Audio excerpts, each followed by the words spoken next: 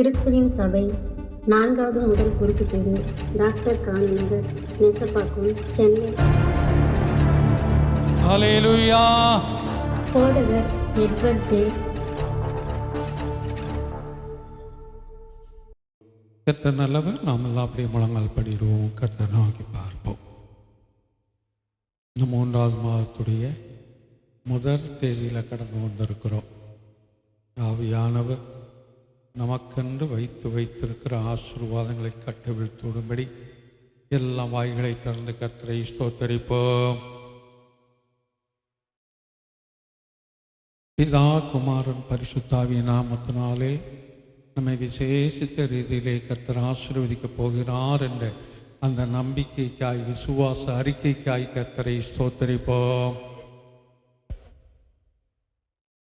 தூரத்திலும் சமீபத்திலிருந்து வரக்கூடியதான நம்முடைய ஒவ்வொரு கர்த்தருடைய பிள்ளைகளையும் ஆவியான ஒரு வேகத்திலே கொண்டு வந்து சேர்க்கும்படியாய் ஸ்தோத்தரிப்போம். இந்த ஆராதனையுடைய துவக்கம் முதல் முடிவு பரியந்தம் பரிசுத்த ஆவியானவர் கிரியை செய்யும்படியாய், பரிசுத்த ஆவியானவருடைய அசைவாடுதலை நாம் கண்டுகொள்ளும்படியாய், பரிசுத்த ஆவியானவருடைய உள்ளத்திலே தொடர்ந்து கிரியை செய்யும்படியாய் ஸ்தோத்தரிப்போம். பலவீனத்தோடு வந்திருக்கிற ஒவ்வொருவரையும் கர்த்தர் பலப்படுத்தும்படியாய் ஸ்தோத்தரிப்போம். சோர்வோடு வந்திருக்கிற ஒவ்வொருவரையும் கர்த்தர் தைரியப்படுத்தி அனுப்பும்படியாய் ஸ்தோத்தரிப்போம். தொடர்ந்து இயற்கை சூழ்நிலைகளெல்லாம் நமக்கு சாதகமாய் இருக்கும்படியாய் ஸ்தோத்தரிப்போம். எங்களை நேசிக்கிறதான பரலோகத்து பிதாவே, நான் ஆளுக்காய் நன்றியோடு கூட ஸ்தோத்தரிக்கிறோம். உடைய ஆதி கிருபையின்படி என்னையும் எங்களையும் இந்த நாளில் கூட்டி சேர்த்தபடியினால் நன்றி. வரக்கூடியதான என்னுடைய விசுவாச குடும்பத்தார் ஒவ்வொருவரையும் கரம் பிடித்து அழைத்து கொண்டு வாங்க, பாதுகாப்பாய் கொண்டு வாங்க ராஜா. இந்த நாள் எங்களுக்கு ஆசீர்வாதத்தின் நாளாய், இந்த மாதம் தொடர்ந்து எங்களுக்கு ஆசீர்வாதத்தின் மாதமாய் இருக்கட்டும். இந்த நாளிலே நாங்கள் கூடி வந்தது நல்லது என்று நாங்கள் கண்டுகொள்ள நீங்கள் உதவி பாராட்டுங்க. இயேசுவின் நாமத்தில் பிதாவே, ஆமென். அப்படியே உட்காருவோம். ஸ்தோத்திரம் ஸ்தோத்திரம் இயேசுவுக்கே துதி சாத்திடுவோம் என்றுமே பாடுவோம். ஸ்தோத்திரம் ஸ்தோத்திரம் இயேசுவுக்கே துதி சாத்திடுவோம் என்றுமே.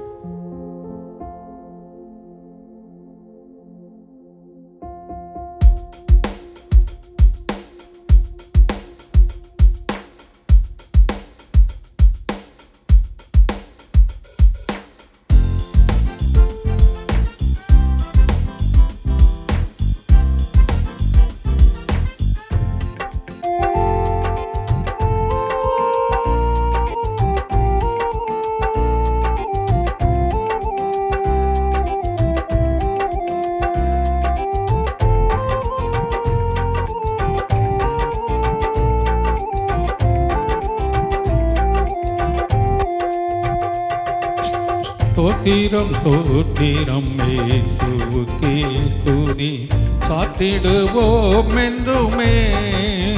ஸ்தோத்திரம் ஸ்தோத்திரம் இயேசுவுக்கே துதி சாத்திடுவோம் என்றுமே. சற்றிலிருந்தம்மை மீட்டெடுத்தெந்தோ, சற்றிலிருந்தம்மை மீட்டெடுத்தெந்தோ ஆற்றிய தேற்றுவதா இன்ப இயேசுவின் திவ்ய நாமத்தை துன்பம் சூழும் எவ்வேளையிலோ நன்றியோடு நாம் பாடிடுவோம், நன்றியோடு நாம் பாடிடுவோம். தண்ணீரை கடந்திடும் வேளையிலும் அவர் நம்மோடு இருப்பேன் என்றார். அக்கினி சூளையில் நடந்திடும் வேளையிலும் விக்கினம் ஆபத்துகள் சூழாது என்றார். அப்படித்தான் இஸ்ரவேல் ஜனங்களுக்கும் சாத்ராக், மேஷாக், ஆபேத்நேகோவுக்கும் நடந்தது. அது நம்முடைய வாழ்க்கையிலும் அது நடக்கும். விசுவாசிப்போம். தண்ணீரை கடந்திடும் வேளையிலும் அவர் நம்மோடே இருப்பேன் என்றார். தண்ணீரை கடந்திடும் வேளையிலும் அவர் நம்மோடு இருப்பேன் என்றார். அக்கினி சூளையில் நடந்திடும் வேளையில், அக்கினி சூளையில் நடந்திடும் வேளையில் விக்கினம் சூழாதென்றார். இன்ப இயேசுவின் திவ்ய நாமத்தில் துன்பம் சூழும் இவ்வேளையிலோ நன்றியோடு நான் பாடிடுவேன், நன்றியோடு நான் பாடிடுவேன். கஷ்டங்கள் நஷ்டங்கள் சூழ்ந்த வேளையிலும் சோர்ந்திடாது பலனளிப்பார். நாளும் நம் குறைகள் யாவும் கண்டு அவர் கிருபையை நமக்கு கொடுப்பார். அப்ப கஷ்டங்கள் வரலாம், நஷ்டங்கள் வரலாம், துன்பங்கள் சூழலாம், பலவீனங்கள் சூழலாம். அவைகள் எல்லாவற்றிலும் நம்முடைய கர்த்தர் நம்மோடு இருந்து அவருடைய கிருபையை கொடுக்கக்கூடியவராயிருக்கிறார். நிச்சயமாய் இதை கொடுப்பார், அதை விசுவாசிப்போம்.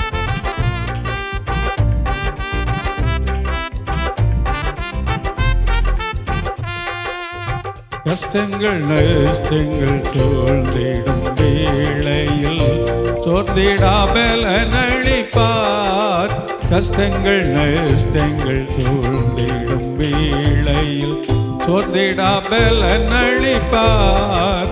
நாளும் நம் குறைகள் யாவையும் கண்டு, நாளும் நம் குறைகள் யாவையும் கண்டு நல்குவேன் கிருபை என்றார்.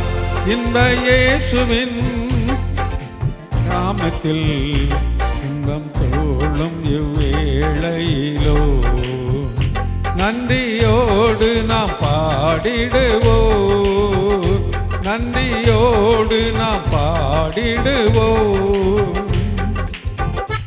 திகையாதே கலங்காதே என்று உரைத்தவர் திக்கற்றவராய்விடார். நம்முடைய வாழ்க்கையில் நம்மளை ஒரு நாள் அவர் திக்கற்றவராய்விடார். எல்லாம் நமக்கு எதிராக இருக்கலாம், நம்முடைய தேவன் நம்மை கைவிடாதபடி காத்துக் கொள்வார். ஆனால் நாம் பயப்படாதே சிறு மந்தையே என்றார். நாம் ஒரு சிறு மந்தையாய் இருக்கிறோம். இந்த சிறு மந்தையை பார்த்து சொல்றாரு, நீ பயப்படாத, நான் உன்னோடு கூட இருக்கிறேன்னு. அந்த தைரியத்தோடு நம்ம கடந்து போவோம். கர்த்தர் நம்மோடு இருப்பார்.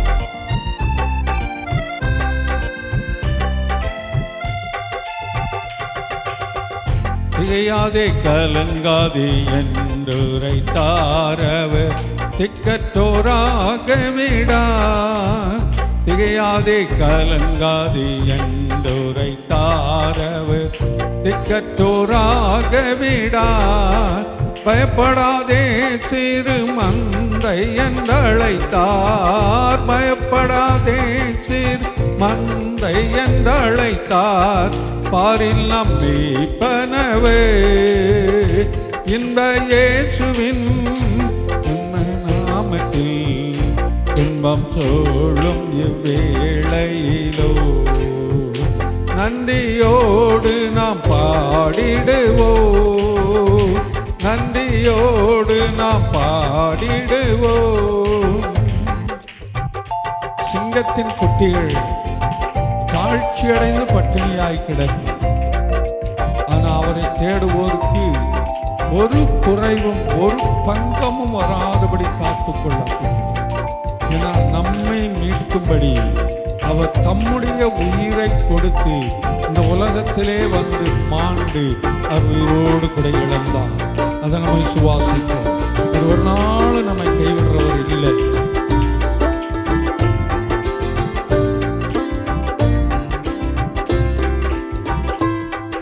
சிங்கத்தின் குட்டிகள் தாழ்த்தி அடைந்தாலும் பங்கம் வராது காப்பார். சிங்கத்தின் குட்டிகள் தாழ்த்தி அடைந்தாலும் பங்கம் வராது காப்பார். நம்மையை மீட்க தம்மையை ஈந்து, நம்மையை மீட்க தம்மையை ஈந்து தரணியில் மாண்டுயிர்த்தார். இன்ப இயேசுவின் திவ்ய நாமத்தில் துன்பம் சூழும் இவ்வேளையிலோ நன்றியோடு நாம் பாடிடுவோம், நன்றியோடு நாம் பாடிடுவோம். சீயோனின் ராஜனாய், அதாவது பரலோக எருசலேமினுடைய ராஜனாய், பரலோகத்தின் ராஜனாய் சீக்கிரம் வந்துடுவார் என நம்மளையும் அந்த பரலோகத்தில் சேர்க்கும்படியாக மணவாளனாகிய அவர் வரப்போகிறார். மணவாட்டியாகிய நாம், இந்த சபையாகிய நாம் அவரை சந்திக்க நாம் ஆயத்தமாய் இருக்க வேண்டும். அதான் சொல்லி இருக்கிறேன். சீயோனின் ராஜனாய் சீக்கிரம் வந்துமே சீயோனில் சேர்த்திடுவார். சீயோனின் ராஜனாய் சீக்கிரம் வந்துமே சீயோனில் சேர்த்திடுவார். மன்னவனே சுவை சந்தைக்கும் மன்னாளில், மன்னவனே சுவை சந்தைக்கும் மன்னாளில் மகிமையின் சாயல் அணிவோ. இன்ப இயேசுவின் நாமத்தில் துன்பம் சூழும் இவ்வேளையிலோ நன்றியோடு நாம் பாடிடுவோம், நன்றியோடு நாம் பாடிடுவோம். கஷ்டங்கள் நஷ்டங்கள் சூழ்ந்திடும் வேளையில் சோர்ந்திடா பலன் அளிப்பார். திரும்பவும் அந்த சரணத்தை பாடுவோம். நம்முடைய வாழ்க்கையில கஷ்டங்களும் நஷ்டங்களும் உலகத்தில் இருக்கிற வரைக்கும் அதை நம்மை சூழ்ந்து கொண்டுதான் இருக்கும். உலகத்தில் இருக்கிற மனிதர்களுக்கு வரக்கூடிய அதே பிரச்சனைகளும் அதே போராட்டங்கள் நமக்கு உண்டு. ஆனால் கர்த்தர் அவைகள் எல்லாவற்றிலிருந்து நம்மை காத்து கொள்ளுகிறார், நம்மை பொறுப்படுத்திக் கொள்ளுகிறார். அதை நம்ம சுவாசிப்போம். கஷ்டங்கள் நஷ்டங்கள் சூழ்ந்திடும் வேளையில் சொந்திடா பலன் அளிப்பார். கஷ்டங்கள் நஷ்டங்கள் சூழ்ந்திடும் வேளையில் சொந்திடா பலன் அளிப்பார். நாளும் நம் குறைகள் யாவையும் கண்டு, நாளும் நம் குறைகள் யாவையும் கண்டு நல்குவேன் கிருபை என்றார். இன்ப இயேசுவின் திவ்ய நாமத்தை துன்பம் சூழும் வேளையிலோ நன்றியோடு நாம் பாடிடுவோம், நன்றியோடு நாம் பாடிடுவோம். அல்லேலூயா. கர்த்தர் நல்லவர். இன்னொரு பாடலை கூட பாடி கடந்து போவோம். விடுதலை நாயகன் வெற்றியை தருகிறார். விடுதலை நாயகன் வெற்றியை தருகிறார். பாடி கடந்து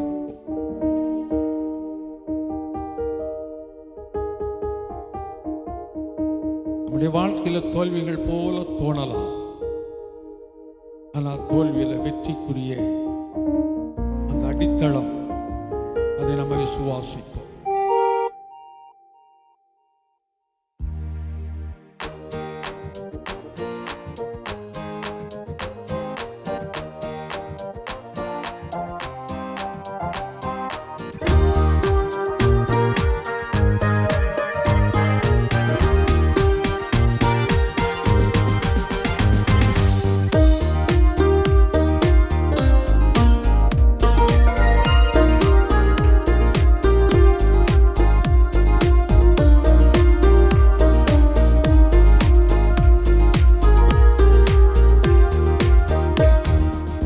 விடுதலை நாயகன் வெற்றியை தருகிறார். எனக்குள்ளே இருக்கிறார். என்ன ஆனந்தம். விடுதலை நாயகன் வெற்றியை தருகிறார். எனக்குள்ளே இருக்கிறார். என்ன ஆனந்தோ.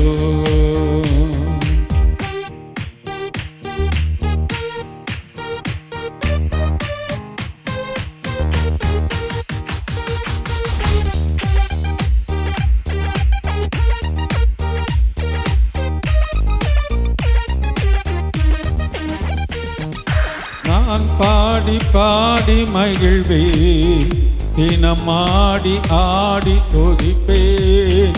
நான் பாடி பாடி மகிழ்வேன், தினம் ஆடி ஆடி துதிப்பேன். எங்கும் ஓடி ஓடி சொல்லுவேன், எங்கும் ஓடி ஓடி சொல்லுவேன், என்னை சுஜீவிக்கிறார், என்னை சுஜீவிக்கிறார்.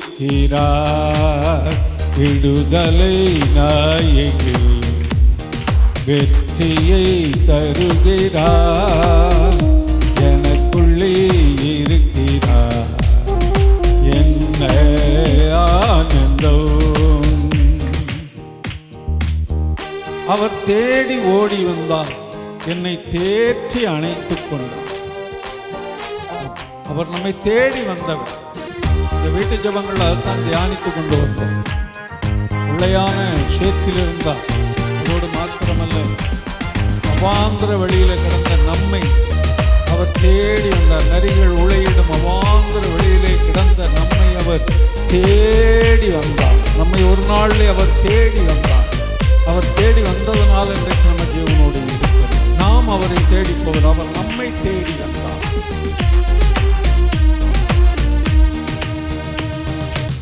அவர் தேடி ஓடி வந்தார், என்னை தேற்றி அணைத்துக் கொண்டார். அவர் தேடி ஓடி வந்தார், என்னை தேற்றி அணைத்துக் கொண்டார். என் பாவம் அனைத்து மன்னித்தார், என் பாவம் அனைத்து மன்னித்தார். பொது மனிதனாக மாற்றினார், பொது மனிதனாக மாற்றினார். விடுதலை நாயகன் வெற்றியை தருகிறார், எனக்குள்ளே இருக்கிறார், என்ன ஆனந்தம். விடுதலை நாயகன் வெற்றியை தருகிறார், எனக்குள்ளே இருக்கிறார், என்ன ஆனந்தம். அவர் அன்பின் அபிஷேகத்தினால் நம்மை நிரப்புறது மாத்திரமல்ல, சாத்தானுடைய வலிமையை வெல்ல அதிகாரம் எனக்கு தந்தார். நம்மை சுற்றி இருக்கிறவங்கெல்லாம் நல்லவங்க, ஆனா பிசாசானவன் அவங்க உள்ளத்துல கிரியை செய்யறதுனால நமக்கு விரோதமாய் அவர்கள் வருகிறார். வேதத்துல தெரிந்து கொள்ளணும்னு சொன்னா, பேதுரு நல்ல ஆலோசனையை சொல்றான். இயேசுவானவர் இது உங்களுக்கு நடக்கக்கூடாது, இப்படியெல்லாம் இருக்கக்கூடாது என்று சொல்லி அவர் சொல்றாரு, நான் பிதாவின் திட்டத்தை நிறைவேற்ற வேண்டும், அப்பாலே போ சாத்தானே என்று சொல்லுகிறார். யார கூட இருந்ததான சீசனை பார்த்து, இப்ப பிசாசானவன் யாருடைய உள்ளத்துக்குள் எப்படி கிரியை செய்வான் என்று தெரியாது. அந்த பிசாசானவனை கடிந்து கொள்ளும் போது அவர்கள் நமக்கு சாதகமாய் மாறுவார்கள்.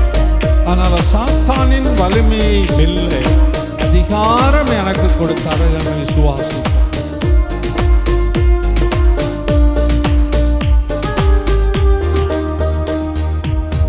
அவர் அன்பின் அபிஷேகத்தார் என்னை நிரப்பி நடத்துகின்றார். அவர் அன்பின் அபிஷேகத்தார் என்னை நிரப்பி நடத்துகின்றார்.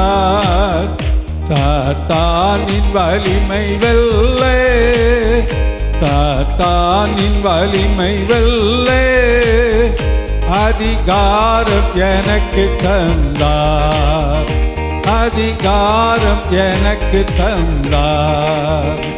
விடுதலை நாயகன் வெற்றியை தருகிறார், எனக்குள்ளே இருக்கிறார், என்ன ஆனந்தம். விடுதலை நாயகன் வெற்றியை தருகிறார், எனக்குள்ளே இருக்கிறார். என்ன ஆனந்தம்! செங்கடலை கடந்து செல்வேன், யோர்தானை மிதித்து நடப்பேன். தொடர்ந்து அதை பார்த்து கொண்டு வரும். இஸ்ரவேல் ஜனங்களுக்கு தடையாகவும் பிரச்சனையாகவும் இருந்தது செங்கடலும் யோர்தான். அதோடு பெரிய ஒரு எதிர்ப்பாய் நின்று கொண்டிருந்தது எரிகோ. இவைகளெல்லாவற்றையும் அவர்கள் முறியடித்தார்கள். ஏனென்றால் கர்த்தர் அவர்களோடு இருந்து விடுதலையை கொடுத்தார். நம்முடைய வாழ்க்கையிலும் இதை போன்ற எத்தனையோ காரியங்கள், நாம் மலைத்து நிற்கக்கூடிய காரியங்கள், பயந்து நிற்கக்கூடிய காரியங்கள், தயங்கி நிற்கக்கூடிய காரியங்கள் எல்லாம் இருக்கலாம். அவைகளெல்லாம் நம்முடைய காலின் கீழாய் மாற்றி போடுவார். அதை விசுவாசிப்போம். ஏன்னா நம்முடைய பேர் விசுவாசம். அதை விசுவாசிப்போம். செங்கடலை கடந்து செல்வேன், யோர்தானை மிதித்து நடப்பேன். செங்கடலை கடந்து செல்வேன், யோர்தானை மிதித்து நடப்பேன். எரிகோவை சுற்றி வருவேன், எரிகோவை சுற்றி வருவேன்.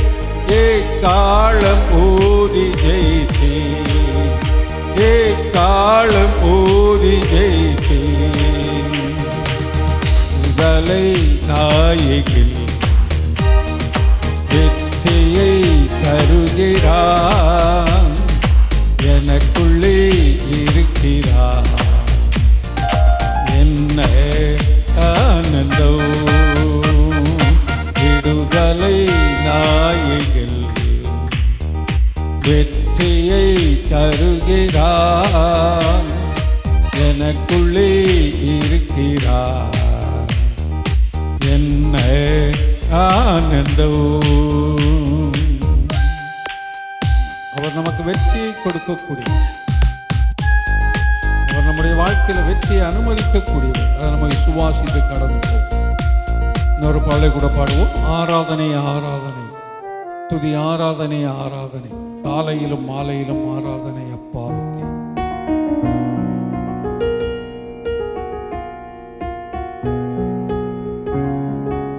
ஆராதனை ஆராதனை, துதி ஆராதனை ஆராதனை, காலையிலும் மாலையிலும்.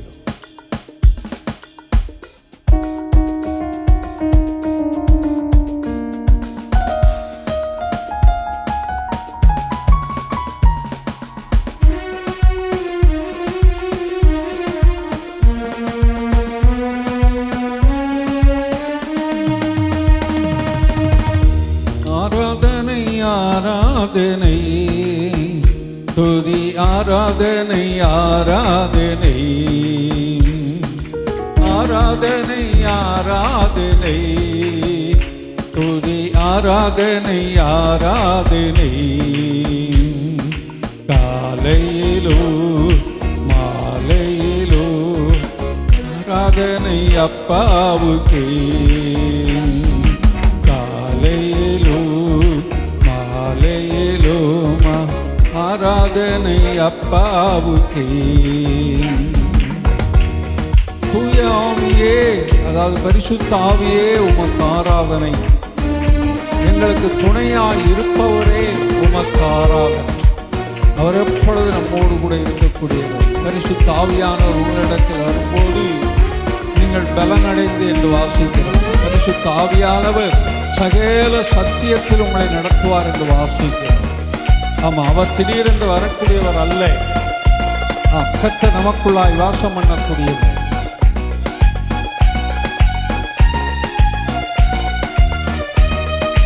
தூய ஆவியே உமக்கு ஆராதனை, துணையாளரே உமக்கு ஆராதனை. தூய ஆவியே உமக்கு ஆராதனை, துணையாளரே உமக்கு ஆராதனை. வானபிதாவே உமக்கு ஆராதனை, வழிகாட்டியே உமக்கு ஆராதனை. வானபிதாவே உமக்கு ஆராதனை, வழிகாட்டியே உமக்கு ஆராதனை. ஆராதனை ஆராதனை துதி ஆராதனை ஆராதனை ஆராதனை ஆராதனை துதி ஆராதனை ஆராதனை. ஜீவபலி நமக்காய் அவர் தன்னுடைய உயிரவே கொடுத்தவர். உலகத்தில் எத்தனையோ தெய்வங்கள் உண்டு என்று சொல்லி ஆராய்ச்சி கொண்டிருக்கிறார்கள். ஆனால் உயிரை கேட்கக்கூடியது உண்டு. தன்னுடைய உயிரை கொடுத்த ஒரே தெய்வம் இயேசுவானவர் ஒருவர்.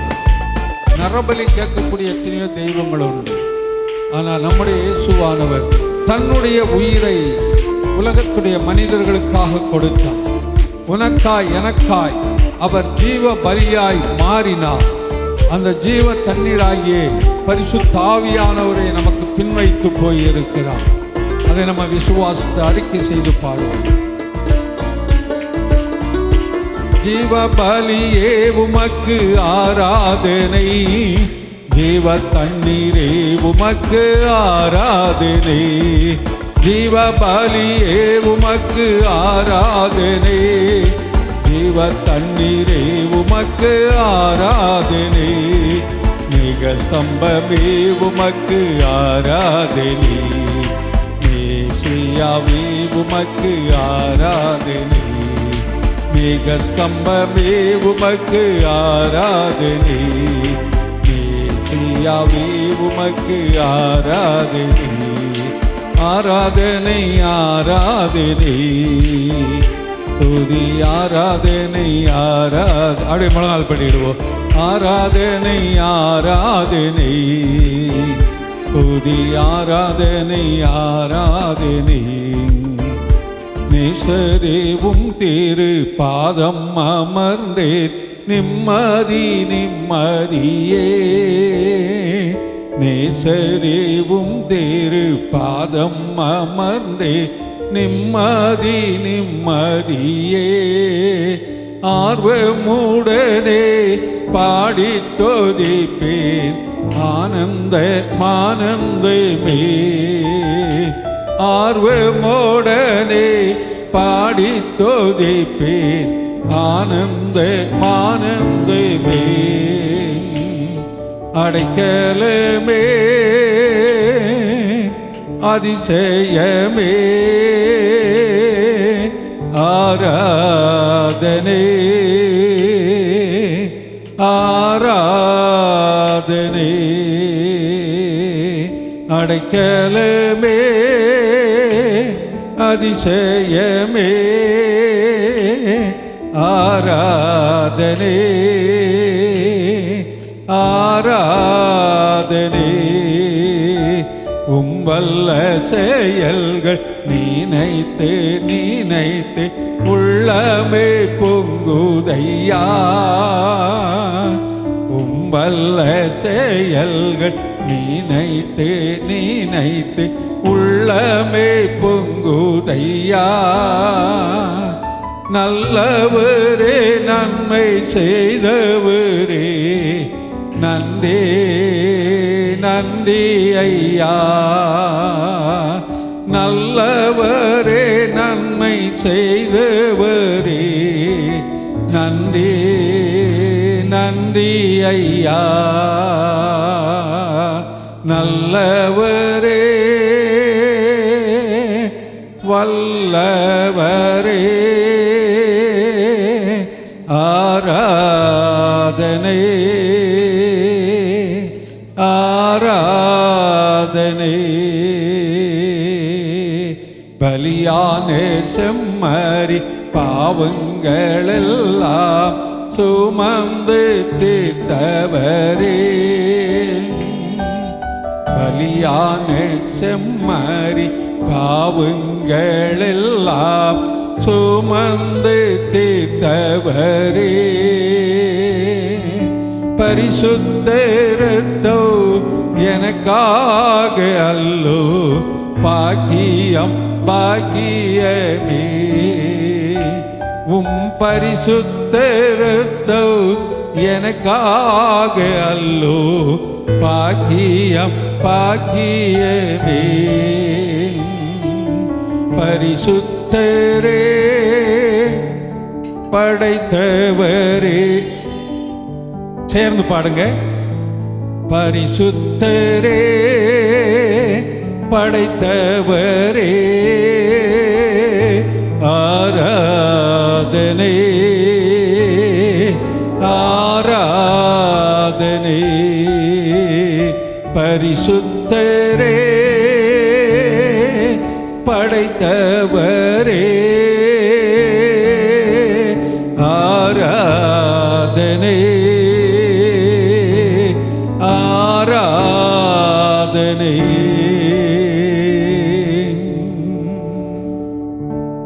பரிசுத்த ரத்தம் நமக்காக. அவர் ரத்தம் சிந்தினது எதற்காக? நம்மை மீட்டுக் கொள்ளும்படியாய். உலகத்திலே பாவம் பெருகின போது தம்முடைய ஒரே பேரான குமாரனாகிய அந்த இயேசுவை உலகத்திலே அனுப்பினார். எதற்காக? அவர் ரத்தம் சிந்தும்படியாய். அவருடைய ரத்தம் சகல பாவங்களை நீக்கி நம்மை சுத்திகரிக்கும். ஏன் அவரை அனுப்பணும்? ரத்தம் சிந்துதல் இல்லாமல் பாவ மன்னிப்பு இல்லை என்று வேதம் சொல்லுகிறார். ஆனால்தான் இன்னைக்கு எல்லா மதத்தை சார்ந்தவர்களும் ஏதோ ஒரு விதத்தில் ஒரு பலிகளை கொடுத்து கொண்டிருக்கிறாங்க. ஆடு, மாடு, கோழி, பன்னி, எருமைகள், அதோடு மாத்திரமல்ல தேங்காய், எலுமிச்சை, இப்படி ஏதோ ஒன்றை பலியாய் கொடுத்து கொண்டிருக்கிறாங்க. ஏன்னா ரத்தம் சிந்துதல் இல்லாமல் பாவ மன்னிப்பு இல்லை. ஆனா நம்முடைய தேவன் அப்படி இல்லை. ஒரு மிருகத்தையோ ஒரு பொருளையோ பலி கொடுக்காதபடி தன்னையே பலியாக ஒப்பு கொடுத்தார். தன்னையே பலியாக ஒப்பு கொடுத்து உன்னையும் என்னையும் அவர் மீட்டு கொண்டார். பிரியமானவர், உலகத்துடைய ஜனங்களுக்காகத்தான், ஆனால் விசேஷமாய் உன்னையும் என்னையும் அவர் மீட்டு கொண்டார். ஏன்? அவரால் தெரிந்து கொள்ளப்பட்ட ஒரு சந்ததி நாம். ஆவிக்குரிய இஸ்ரவேலர்களாய் மாற்றப்பட்ட நிலைமையில் நாம் இருக்கிறபடினால், ஆவிக்குரிய இஸ்ரவேலர்களாய் மாற்ற வேண்டும் என்று தாயின் கருவிலே நாம் உருவாவதற்கு முன்பாகவே நம்மை குறித்த ஒரு திட்டம் வைத்திருந்தபடியினால் நம்மை அழைத்தார், நம்மை தெரிந்து கொண்டார், நம்மை வேறு பிரித்தார். அதை விசுவாசிப்போம். அவர் நம்மை ஆசீர்வதிப்பதுதான் அவருக்கு பிரியம். இஸ்ரவேலை ஆசீர்வதிப்பதே அவருக்கு பிரியம். எழுத்தின்படி, வசனத்தின்படி அந்த இஸ்ரவேலர்கள் ஆவிக்குரிய நாமும் இஸ்ரவேலர்களாய் இருக்கிறபடினால் நம்மை ஆசீர்வதிப்பது ஒன்றுதான் அவருக்கு பிரியம். அதனால் அவர் நம்மை ஆசீர்வதிப்பார் என்ற நிச்சயத்தோடு நம்மை அதற்கு தகுதிப்படுத்தினவர்களாய், நம்மை அதற்கு ஆயத்தப்படுத்தினவர்களாய் எல்லாம் வாய்களை திறந்து கர்த்தரை ஸ்தோத்தரிப்போம். அவருடைய ஆசீர்வாதத்திற்கு நாம் உடனாளிகளாய் இருக்க வேண்டும். அவருடைய ஆசீர்வாதம் வைக்கப்பட்டிருக்கிறது. அதை பெற்றுக்கொள்வதற்கு நாம் தகுதியானவர்களாய் இருக்க வேண்டும். ஆகையினால் கர்த்தர் நம்மை ஆசீர்வதிக்கும்படி, கர்த்தர் நம்மை பொறுப்படுத்திக் கொள்ளும்படி, நம்மை பரிசுத்தப்படுத்தும்படி எல்லாம் வாய்களை திறந்து கர்த்தரை ஸ்தோத்தரிப்போம். இதுவரையும் அவர் நம்மை நடத்தி கொண்ட வழிகளை யோசித்து, அவர் நடத்தின வழிகள் மிகவும் ஆச்சரியமானவைகள். எத்தனையோ விதமான போராட்டங்களிலும் பலவீனங்களிலும் இருந்து அவர் நம்மை கண்ணின் மணி போல காத்து கொண்டு வந்திருக்கிறார். எத்தனையோ வேலையில பிரச்சனை, தொழில பிரச்சனை, குடும்பத்தில் பிரச்சனை, நமக்கு நாமே பிரச்சனைகள், பயணங்கள்ல பிரச்சனை, வெளியிலிருந்து வந்த பிரச்சனைகள், உள்ளிருந்து வந்த பிரச்சனைகள், வியாதியின் ரூபம், பல விதங்கள்ல நமக்கு அந்த சோர்வுகள் வந்தாலும் அந்த சோர்வுகளை எல்லாம் எடுத்து போட்டு அவர் நம்மோடு இருந்து நம்மை நடத்தக்கூடியவராய் இருக்கிறாரே. ஆகையினால் கர்த்தரை ஸ்தோத்தரிப்போம். ஆபத்து நாளில் அரணாம் கோட்டை நித்திய கண்மலையே, ஆபத்து நாளில் அரணாம் கோட்டை நித்திய கண்மலையே, யார் யாக்கோபின் தேவன் நம்மடைக்கலமே, யாக்கோபின் தேவன் நம்மடைக்கலமே, தேவ சபையினிலே தேவன் எழுந்தருளினார், தேவ சபையினிலே தேவன் எழுந்தருளினார், பரிசுத்தரின் மத்தியிலே பரநேச உலாவுகிறார், பரிசுத்தரின் மத்தியிலே பரநேச உலாவுகிறார்,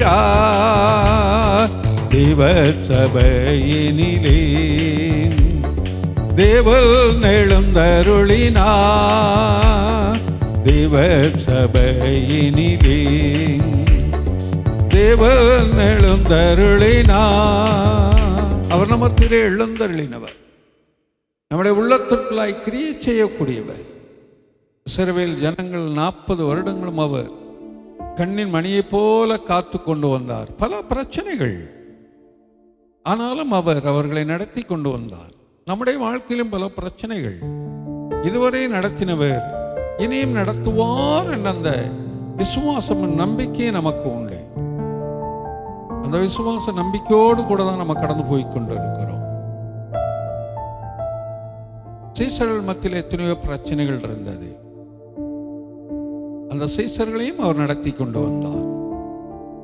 உன்னையும் என்னையும் நடத்த அவர் போதுமானவராய் இருக்கிறார். அந்த விசுவாசம் நமக்குள்ள கடந்து வரட்டும், அந்த விசுவாசம் நமக்குள்ள கடந்து வரட்டும். பிரியமானவர்களே, நாம் கடந்து வந்த பாதைகளை சற்று திரும்பி பார்ப்போம்.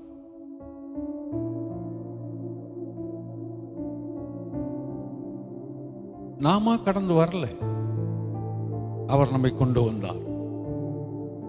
நம்ம கரம் பிடித்து அவர் நடத்தி கொண்டு வந்தார். இதுதான் வழி, இதிலே நடவுங்கள் என்று சொல்லக்கூடியதான நம்முடைய தேவன் அநேக நேரம் நமக்கு முன்னால் கடந்து போய் கொண்டிருக்கிறார்.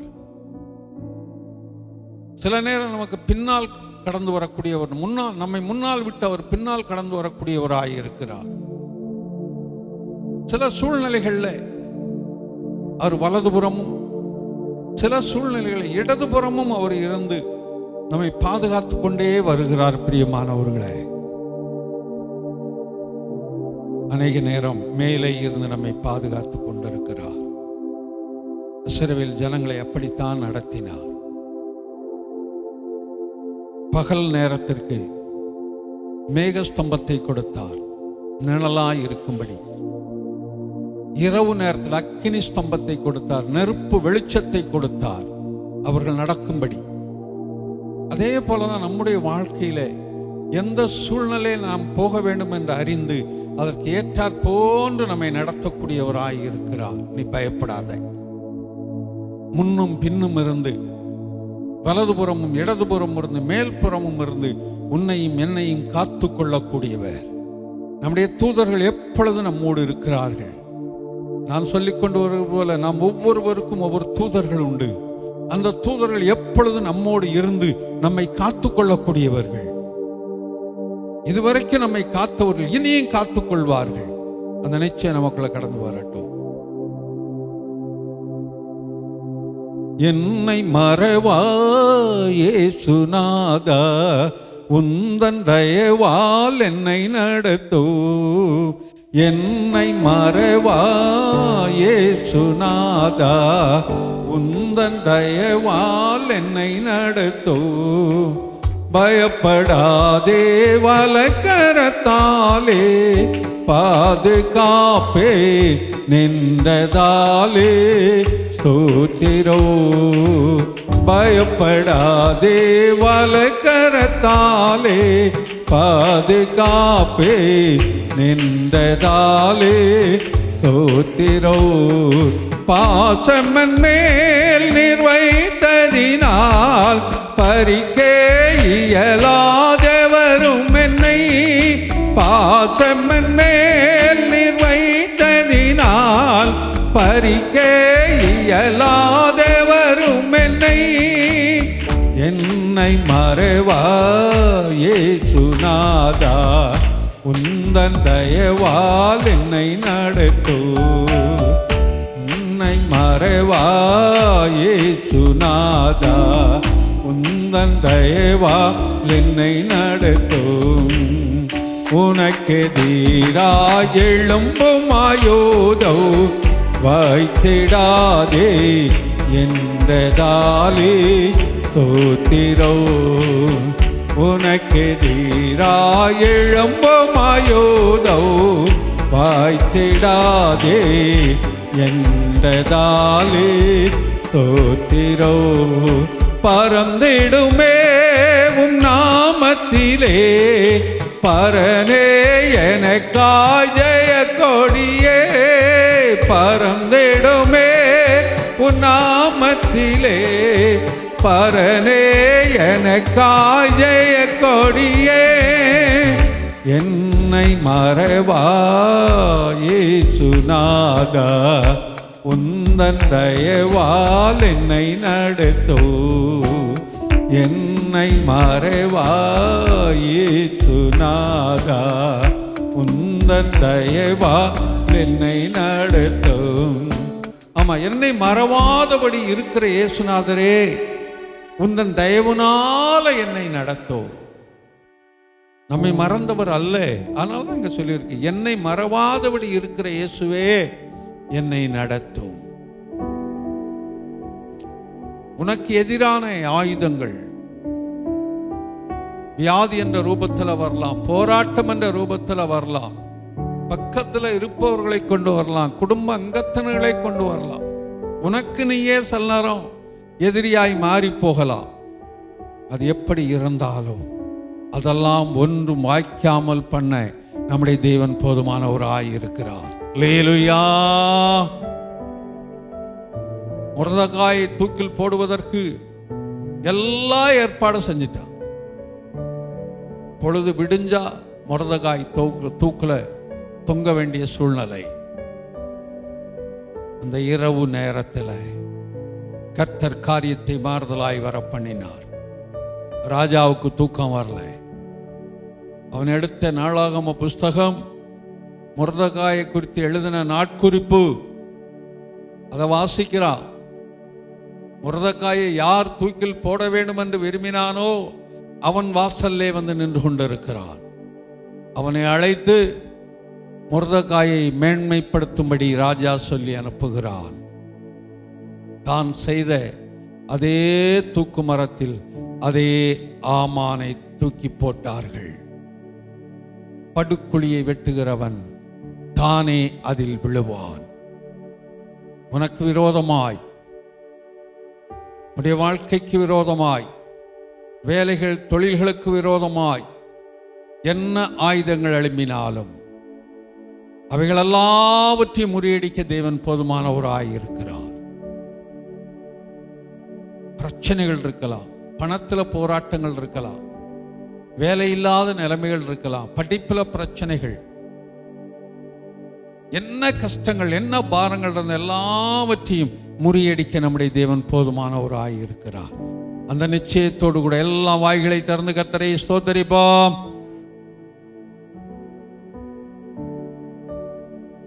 ஏற்பட்ட ஒருவர் சத்தத்தை உயர்த்தி இந்த ஆராதனைக்கு ஜெபிக்கும்படி அன்போடு கேட்டுக்கொள்கிறேன்.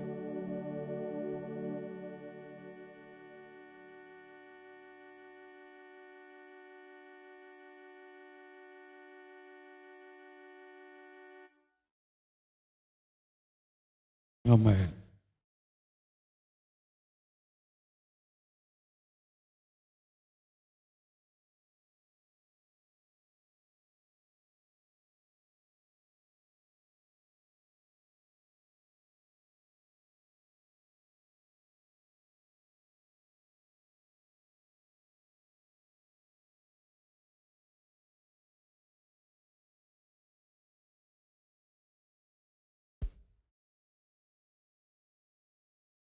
Amen. Praise the Lord.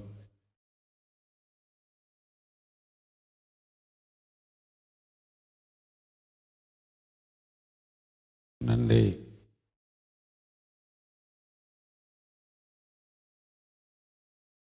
நன்றி.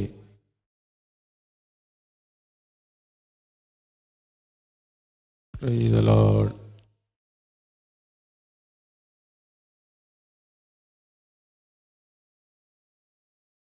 Amen.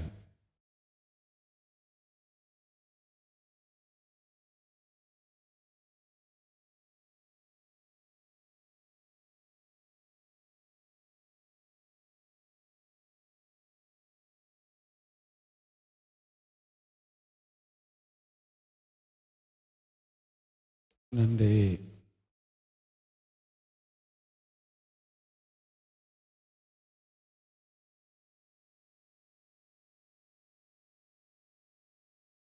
ஆமென்.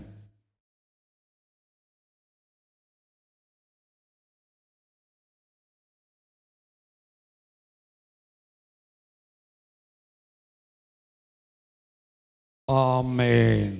அப்படி எழுந்து நிற்போம். வேத புஸ்தகத்தை திருப்பிக் கொள்வோம். 89வது சங்கீதத்தில் திருப்பி 13வது வசனம் 14வது வசனத்திலிருந்து 26வது வசனம் வரைக்கும் வாசிப்போம். 14லிருந்து 26 வரைக்கும். 89வது சங்கீதம் 14லிருந்து. கர்த்தருக்கு ஸ்தோத்திரம். நீதியும் நியாயமும் உம்முடைய சிங்காசனத்தின் ஆதாரம், கிருபையும் சத்தியமும் உமக்கு முன்பாக நடக்கும்.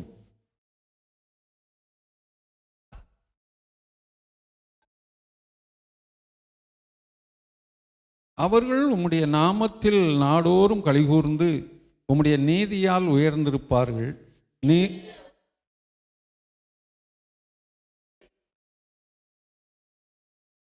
கர்த்தரால் எங்கள் கேடகமும் இஸ்ரவேலின் பரிசுத்தரால் எங்களுடைய ராஜாவும் உண்டு.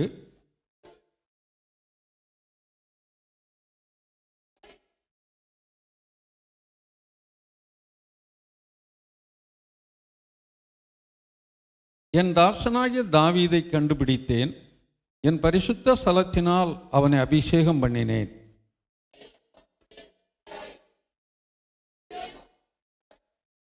சத்துரு அவனை நெருக்குவதில்லை, நியாயக்கேட்டின் மகன் அவனை ஒடுக்குவதில்லை.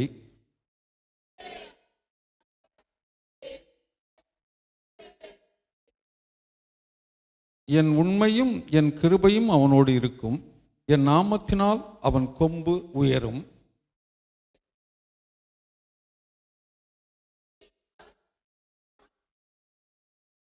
சேர்ந்து வாசிக்கலாம். அவன் என்னை நோக்கி, நீர் என் பிதா, என் தேவன், என் ரட்சிப்பின் கண்மலை என்று சொல்லுவான். ஆமேன். உட்காருவோம்.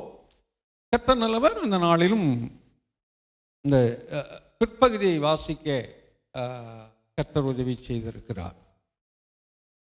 இது ரட்சிப்பை குறித்ததான ஒரு ஜெபம் இந்த சங்கீதத்திற்கு தலை போடப்பட்டிருக்கிறது என்று பார்த்தோம். அதோடு மாத்திரமல்ல, இது ஒரு தீர்க்க தரிசன சங்கீதம் என்று சொன்னேன். என்ன தீர்க்க தரிசன சங்கீதம்? இயேசுவானவர் பிறப்பை குறித்ததான தீர்க்க தரிசன சங்கீதம். இயேசுவானவர் பிறப்பதற்கு முன்பாகவே அவரை குறித்து சொல்லப்பட்டதான ஒரு சங்கீதம் இது. அதனால் இதில் தொடர்ந்து இந்த வாரத்திலும் வரும்போது சங்கீதத்தை குறித்து, அந்த பிறப்பை குறித்து வாசிக்கலாம். 14வது வசனத்தை வாசிங்க. நீதியும் நியாயமும் உம்முடைய சிங்காசனத்தின் ஆதாரம், அதாவது இயேசுவனுடைய சிங்காசனத்தின் ஆதாரம், அதுதான் தாவீதினுடையது அல்ல, நடக்கும். அடுத்த வசனத்தில் வரும்போது, ஜனங்கள் கம்பீர சத்தம், இயேசுவானவருடைய சத்தம், இயேசுவானவருடைய அந்த பிரசங்கங்கள், அதை கேட்கக்கூடியவர்களுடைய சத்தம், அதை அறியக்கூடியவர்கள் பாக்கியம் உள்ளவர்கள். கர்த்தாவே, அவர்கள் உம்முடைய முகத்தின் வெளிச்சத்தில், ஆமாம், இயேசுவானவர் சொல்லும்போது நான் உலகத்திற்கு ஒளியாய் இருக்கிறேன் என்று சொன்னார். ஆமாம், நானே வழியும் சத்தியமும் ஜீவனும், அவருடைய ஒளியில். ஆனால் இது அவர் பிறப்பதற்கு பல நூறு வருடங்களுக்கு முன்பாகவே அவரை குறித்து தீர்க்க தரிசனமாய் சொல்லப்பட்டதான ஒரு சங்கீதம். அதோடு மாத்திரமல்ல, தொடர்ந்து வரும்போது 17 இருக்கிறீர், உம்முடைய தயவினால் எங்கள் கொம்பு உயரும், நீரே அவர்கள் பலத்தின் மகிமையாயிருக்கிறீர். ஆமாம், இந்த கொம்பு என்று சொல்லும்போது 2 காரியத்திற்கு ஒப்பாய் இருக்குது. ஒன்று பலத்தை குறிக்கக்கூடியது, இன்னொன்று இயேசுவானவரை குறிக்கக்கூடியது.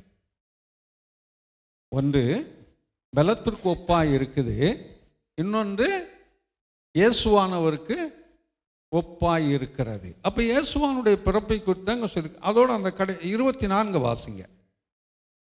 என் உண்மையும் என் கிருபையும் அவனோடு இருக்கும், என் நாமத்தினால் அவன் கொம்பு உயரும். ஆமாம், அப்போ இது குறிப்பாய் சொல்ல வேண்டுமென்றால் ரட்சிப்பை குறித்து ஒரு ஜெபிக்கிற ஒரு சங்கீதமாய் இருந்தாலும் இது இயேசுவானுடைய பிறப்பை குறித்து தீர்க்க தரிசனமாய் சொல்லப்பட்டதான சங்கீதம். இது வர்ற வாரத்தில் இதை குறித்து உங்களுக்கு நான் இன்னும் அதை சொல்லுகிறேன். கர்த்தர் இந்த சங்கீதத்தை ஆசீர்வதிப்பாராக. கர்த்தர் நல்லவர். தொடர்ந்து வழக்கம் போல் அந்த அறிவிப்புகள்.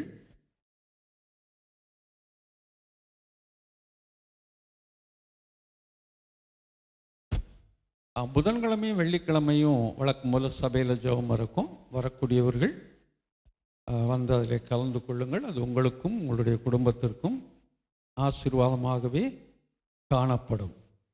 அதோடு மாத்திரமல்ல, இந்த நாளில் தம்பி ஸ்ரீதர் பால், அதாவது சோபனாவுடைய கணவருக்கா ஜெபித்திருப்பீர்கள். ஜெபிக்காதவர்கள் ஜெபித்துக் கொள்ளுங்கள். கடந்த வாரத்தில் சொன்னது போல் அந்த மகனுடைய பிறந்த நாளாய் இருக்கிறது. இந்த மகனுக்காய் ஜெபித்து கொள்ளுங்கள். அதோடு இந்த மாதத்திலிருந்து அந்த ஜெபங்களை ஆரம்பிக்கலாம் என்று ஏற்கனவே யோசித்தேன். அதையும் ஒரு சிலர்கிட்ட சொன்னேன். அதனால் நாளைய தினத்தில் சகோதரி ஜெபராணியுடைய வீட்டில் அந்த வீட்டு ஜெபம் இருக்கும். வரக்கூடியவர்கள் அங்கே வந்து கலந்து கொள்ளும்படி அன்போடு கூட கேட்டுக்கொள்ளுகிறேன். வெள்ளிக்கிழமை தம்பி சம்பத்துடைய வீட்டில் அந்த வீட்டு ஜெபம் இருக்கும். ஆனால் அதிலும் கூட வரக்கூடியவர்கள் வந்து கலந்து கொள்ளும்படி அன்போடு கூட உங்களை கேட்டுக்கொள்ளுகிறேன். தொடர்ந்து அந்த வாலிப மகள் ஆஸ்மிக்கா ஜெபித்துக் கொள்ளுங்கள். கர்த்தர் ஒரு சுகமான பிரசவத்தை கட்டளையிட வேண்டும். எல்லா ஜெபங்களிலும் ஜெபித்து கொண்டிருக்கிறோம். கர்த்தர் அதை கட்டளையிடுவார். அதை நாம் விசுவாசிப்போம். சிஸ்டரை மனமடிவாக்கின அந்த நபரையும் கூட கர்த்தர் ரட்சித்து கொள்ள வேண்டும். அதற்காய் கூட ஜெபித்து கொள்ளுங்கள். சோரன் சாமுவேல் வீட்டினுடைய அந்த திருமண காரியத்திற்குரிய பண தேவைகளை கர்த்தர் சந்திக்க வேண்டும். அதற்காய் கூட தொடர்ந்து ஜெபிக்கும்படி அன்போடு கூட கேட்டுக்கொள்ளுகிறேன். அந்த உண்டியலை நல்ல கிரியோடு கண்ணோக்கி பாருங்கள். அந்த காலண்டர் வாங்கினவர்கள் அதற்குரிய பணம் இருக்கும் என்றால் கொடுக்கும்படி அன்போடு கூட கேட்டுக்கொள்ளுகிறேன். கர்த்தர் நல்லவர். ஒரு கேள்வி ஒன்று கேட்டிருந்தேன். அந்த கேள்விக்கு யாராவது பதில் வச்சிருக்கிறவங்க இருக்கிறீங்களா? எழுதி கொடுத்தவங்க நான் கேட்கல. அது என்கிட்ட ஏற்கனவே அது சரியா தப்பாங்கிறத இப்போ நான் சொல்லலை. நான் 2 வாரம் சொன்னேன், 2 வாரத்தில் முடிச்சிடுறேன் இல்லையா? அதெல்லாம் ஓடிக்கிட்டே இருக்குது. வேற யாராவது வச்சிருக்கிறீங்களா? இல்லை. சரி, முதல் சோபனா கொடுத்த அந்த வசந்த வாசிமா நீங்கள்.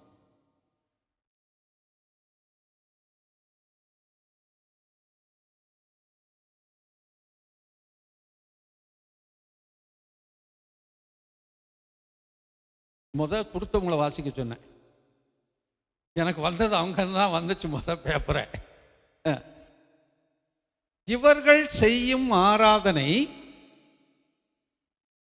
பரலோகத்தில் உள்ளவைகளின் சாயலுக்கு நிழலுக்கும் ஒத்திருக்கிறது. மறந்துடக்கூடாது. அப்போ பூலோகத்தில் நம்ம செய்கிற ஆராதனை எதுக்கு ஒத்திருக்குதான்? பரலோகத்தில் செய்யக்கூடிய ஆராதனைக்கு ஒத்திருக்குதான். தேவனுக்கு முன்னாடி நின்று அங்கே ஆராதனை செய்யக்கூடியவங்க எப்படி இருந்தாங்கன்னு ஏற்கனவே பார்த்த ஞாபகம் இருக்குதா?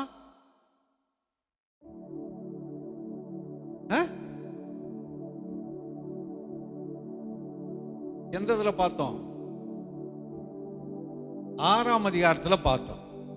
2 செட்டைகள்னால முகத்தை மூடி 2 செட்டைகள்னால கால்களை மூடி 2 செட்டைகள்னால் பறந்து பரிசுத்தர் பரிசுத்தர் பரிசுத்தர் பரிசுத்தர் என்றவரை துதித்தார்கள். அவர் எப்பொழுதும் துதித்து கொண்டே இருக்கிறார்கள். அப்போ அந்த ஆராதனைக்கு, இங்க நடக்கிற ஆராதனை மேல அவருடைய சமூகத்தில் நடக்கிற ஆராதனைக்கு ஒப்பாயிருக்கிறது. இதுதான் அதற்குரியதான. இதை நேரடியாக அந்த இடம் சொல்லாம தான் நான் கலாத்தியர் சொன்னனோ. அதான் கலாத்தியர்னா கொஞ்சம் சேர்த்து வாசிக்கட்டுமேனு சொன்னேன், வேற ஒன்றும் கிடையாது. அது கொஞ்சம் சேர்த்து வாசிக்கட்டும் அப்படின்னு சொல்லி, ஆமாம், எழுதி கொடுத்தவங்க நான் உங்களுக்கு பரிசு தாரேன். இப்படி உலக பிரகாரமான பரிசு வேணுமா, ஆவிக்குரிய பரிசு வேணுமா? எப்படி எப்படி எப்படி இப்ப அதான் இப்பதான் இங்க உள்ள பரிசு இருக்கு. இப்ப நல்ல ஆவிக்குரிய புஸ்தகங்கள் இருக்குது, நல்ல ஆவிக்குரிய புஸ்தகங்கள் இருக்குது. அதெல்லாம் வேண்டாம்ல. எப்படி ஏதாவது கொடுத்தா போதும், கைதட்டுறது மட்டும் வேண்டாம், ஏதாவது கொடுத்தா போதும். அது உண்மைதான். சரி, அதனால நான் தான் என்ன, நான் வெளியில போகல, கண்டிப்பா நான் ஏதாவது உங்களுக்கு பரிசு. ஆவிக்குரிய புக்குன்னா புது புஸ்தகம் வாங்கினதே நான் வச்சிருக்கேன், கொடுக்கறதுக்காக தான் வாங்கி வச்சேன். இது இந்த மாதிரி கேள்வி கேட்டு அதில் வர்றவங்களுக்கு கொடுக்கறதுக்காக வாங்கி வைத்த புஸ்தகங்கள் என் கையில் இருக்குது புதிதாக. சரி, நான் பார்க்குறேன். அடுத்ததாக இந்த குட் ஃப்ரைடேக்கு கர்த்தருடைய வார்த்தைகளை பகிர்ந்து கொள்ளக்கூடியவர்கள் 7 வார்த்தைகள் யார் யார்? ஏன்னா இப்போ இன்னும் கரெக்டாக 1 மாதம் இருக்குது. அதை சொன்னால் தகுந்த மாதிரி நாம் அதை ஒழுங்கு செய்ய முடியும். அதற்காகத்தான் யாராருன்னு கொஞ்சம் கை தூக்குனீங்கன்னா அதுக்கு தகுந்த மாதிரி பார்க்கலாம். 2 3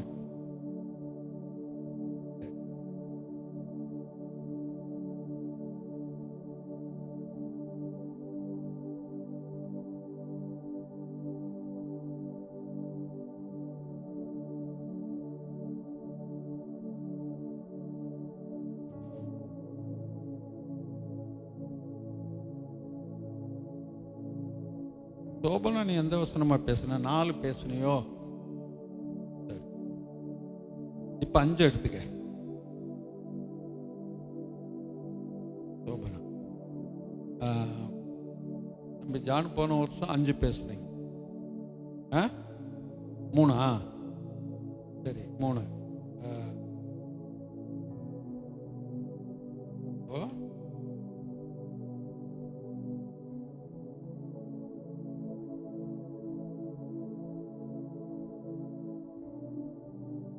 பேசாது. 6 ஜான் 6 ஜெர்மனி 1 எடுத்துக்க.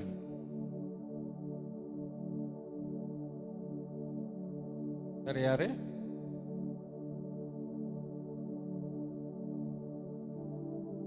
அதனால இப்பொழுது இருந்தே நீங்க என்ன செய்யுங்க, அந்த வசனங்களுக்கு நீங்க முயற்சி பண்ணுங்க. அது பயனுள்ளதாக இருக்கும். மற்றதை பார்த்து கொள்ளலாம். நான் இதுக்காக தான் கொஞ்சம் சீக்கிரம் முடிச்சேன். சரி, கர்த்தர் நல்லவர். நாம் எல்லாம் அப்படி எழுந்து நிற்போம். ஜோதி அவர்கள் ஒரு பாடலை பாடும்போது கர்த்தருக்கு என்று காணிக்கை கொடுத்து கடந்து போவோம். உங்களுடைய தனிப்பட்ட வாக்குத்தத்தத்தை எடுத்துக்கொள்ளுங்க. முதலாவது சகோதரர்கள் வாங்க, தொடர்ந்து சகோதரிகள் வரும்படி அன்போடு கூட கேட்டுக்கொள்ளுகிறேன்.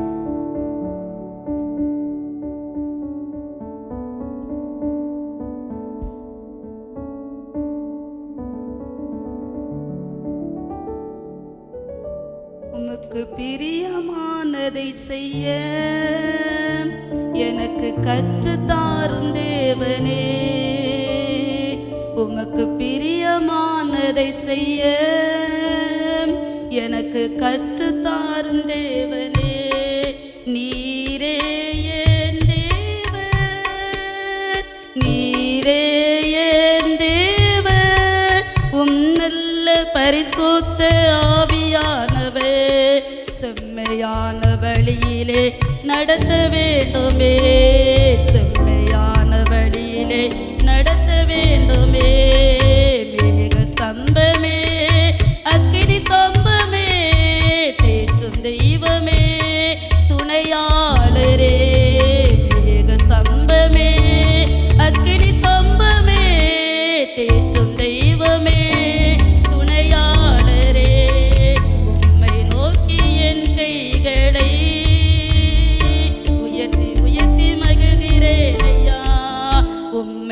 நோக்கி என் கைகளை உயர்த்தி உயர்த்தி மகிழ்கிறேன் ஐயா.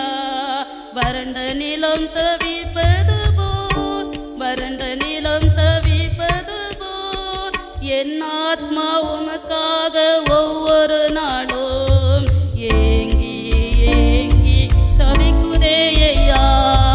ஏங்கி ஏங்கி தவிக்குதே ஐயா. எனது ஏக்கமே, எனது பிரியமே, எனது பாசமே, எனது ஆசையே, எனது ஏக்கமே, எனது பிரியமே, எனது பாசமே, எனது ஆசையே, உமது அன்பை அதிகாலையில் காண செய்யும் கருணை நேசரே. உமது அன்பை அதிகாலையில் காண செய்யும் கருணை நேசரே. உண்மையை நம்பி உள்ளேன், உண்மையை நம்பி உள்ளேன். நீர் விரும்பும் நல்ல பாதைகளை தினந்தோறும் காட்ட வேண்டும் திவ்யநாதனே. தினந்தோறும் காட்ட வேண்டும் திவ்யநாதனே. அன்பின் சிகரமே, ஆருயிரே, அழைக்கும் தெய்வமே, ஆறுதலே. அன்பின் சிகரமே, ஆருயிரே, அழைக்கும் தெய்வமே, ஆறுதலே. உமக்கு பிரியமானதை செய்ய எனக்கு கற்று தாரும் தேவனே. உமக்கு பிரியமானதை செய்ய எனக்கு கற்று தாரும் தேவனே. நல்லவர். நாம் அப்படியே கண்களை மூடுவோம். கர்த்தர் கண்டு கொடுத்த இந்த காணிக்கையிலே கர்த்தருடைய கரம் இருந்து அதிக அதிகமாய் நம்மை ஆசீர்வதிக்கும்படியாய் எல்லா வாய்களை திறந்து கர்த்தரை ஸ்தோத்தரிப்போம். ஆமென். கர்த்தர் நல்லவர். நாம் அப்படி உட்காருவோம். இந்த நாளிலும் வந்து கலந்து கொண்ட உங்கள் ஒவ்வொருவரையும் ஜீவிக்கிற இயேசுவின் நாமத்தினாலே வாழ்த்தி ஆசீர்வதிக்கிறேன். கர்த்தர் தாமே உங்கள் ஒவ்வொருவரையும் ஆசீர்வதித்து காத்துக்கொள்வாராக. இந்த நேரலையிலே பார்க்க போகிற உங்கள் ஒவ்வொருவரோடும் கூட கர்த்தருடைய கரமர்ந்து உங்களையும் பலப்படுத்துவாராக. அல்லேலூயா. தொடர்ந்து சகோதரன் நந்தகோபால் ஜேக்கப்காய் ஜெபித்துக் கொள்ளுங்கள். பரிபூர்ண சுகத்தையும் பலத்தையும் கர்த்தர் கட்டளையிடணும். தம்பி ஆனந்தராஜுக்காயும் ஜெபித்துக் கொள்ளுங்கள். அந்த மாதிரியும் கர்த்தர் அதிகமாய் பலப்படுத்த வேண்டும். மற்றவர்கள் பலவீனமாக இருக்கிறவங்க நமக்கு தெரியும். தொடர்ந்து எல்லா ஜெபத்திலையும் ஜெபிக்கிறோம். தொடர்ந்து ஜெபித்துக் கொள்ளுங்கள். கர்த்தர் நல்லவர். தொடர்ந்து நாம் வேதத்திலிருந்து யோபின் புஸ்தகத்தை திருப்பிக் கொள்வோம். 22, 23 வாசிப்போம். நீர் சர்வ வல்லவரிடத்தில் மனம் திரும்பினால் திரும்ப கட்டப்படுவீர். அக்கிரமத்தை உம்முடைய கூடாரத்திற்கு விலக்குவீர். இதில் வரும்போது நீர் சர்வ வல்லவரிடத்தில் திரும்பினால் திரும்பவும் கட்டப்படுவீர் அப்படின்னு சொல்லி இதில் சொல்லியிருக்கு. இது யாருக்கு சொன்னது அப்படிங்கிறத நம்ம முதலாவது புரிந்து கொள்ளணும். தேமானியனாகிய எலிப்பாஸ். தேமானியன் அப்படின்னு சொன்னா அது ஒரு ஊரு. தேமான் அப்படிங்கிறது ஒரு ஊர். அந்த ஊரை சேர்ந்த எலிப்பாஸ் என்றதான ஒரு மனிதன் சொல்லுகிறான். யாரை பார்த்து சொல்றான்? யோபுவை பார்த்து சொல்றான். யோபுக்கும் இந்த தேமானியன் ஆகிய அந்த எலிப்பாசுக்கும் என்ன உறவு?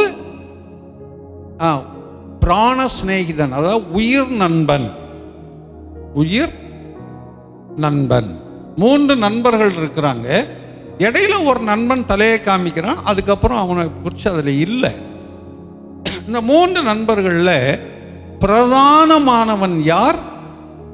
இந்த எலிப்பாஸ். ஏன்னா அப்படித்தான் நான் நினைக்கிறேன். ஏன்னா வேதத்தில் அப்படித்தான் அதுக்குள்ள காரியங்கள் வருது. இவன் சொல்லும் போது என்ன சொல்றான்? யோபை பார்த்து, நீ சர்வ வல்லவரிடத்தில் மனம் திரும்பினால். நீ சர்வ வல்லவரிடத்தில். ஆனா நல்லா சொல்றான். தேவனை அந்த சர்வ வல்லவர் என்று அவன் ஒரு பெரிய புகழ்ந்து அவன் சொல்லக்கூடியவனாய் இருக்கிறான்.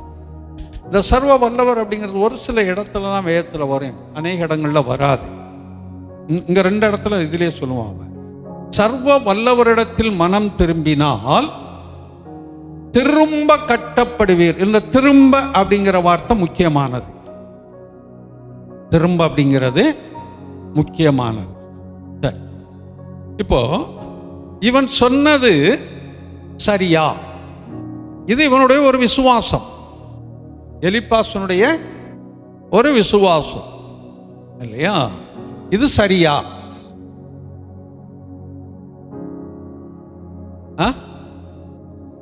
சத்தமா சொல்லுங்க. சரி என்ன, எப்படி தவறு?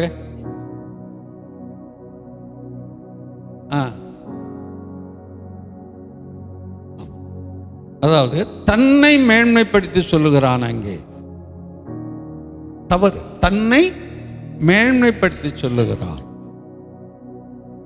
இதை நம்ம வேதத்திலிருந்து எப்படி நம்ம அதை உறுதிப்படுத்திக் கொள்ள முடியும் அப்படின்னு சொன்னா, 42ஆம் அதிகாரத்தில் வரும்போது தேவனே நேரடியா எலிப்பாசை பார்த்து சொல்றாரு. ஆமா, அந்த 10வது வசனத்தை வாசிங்க. 42:10.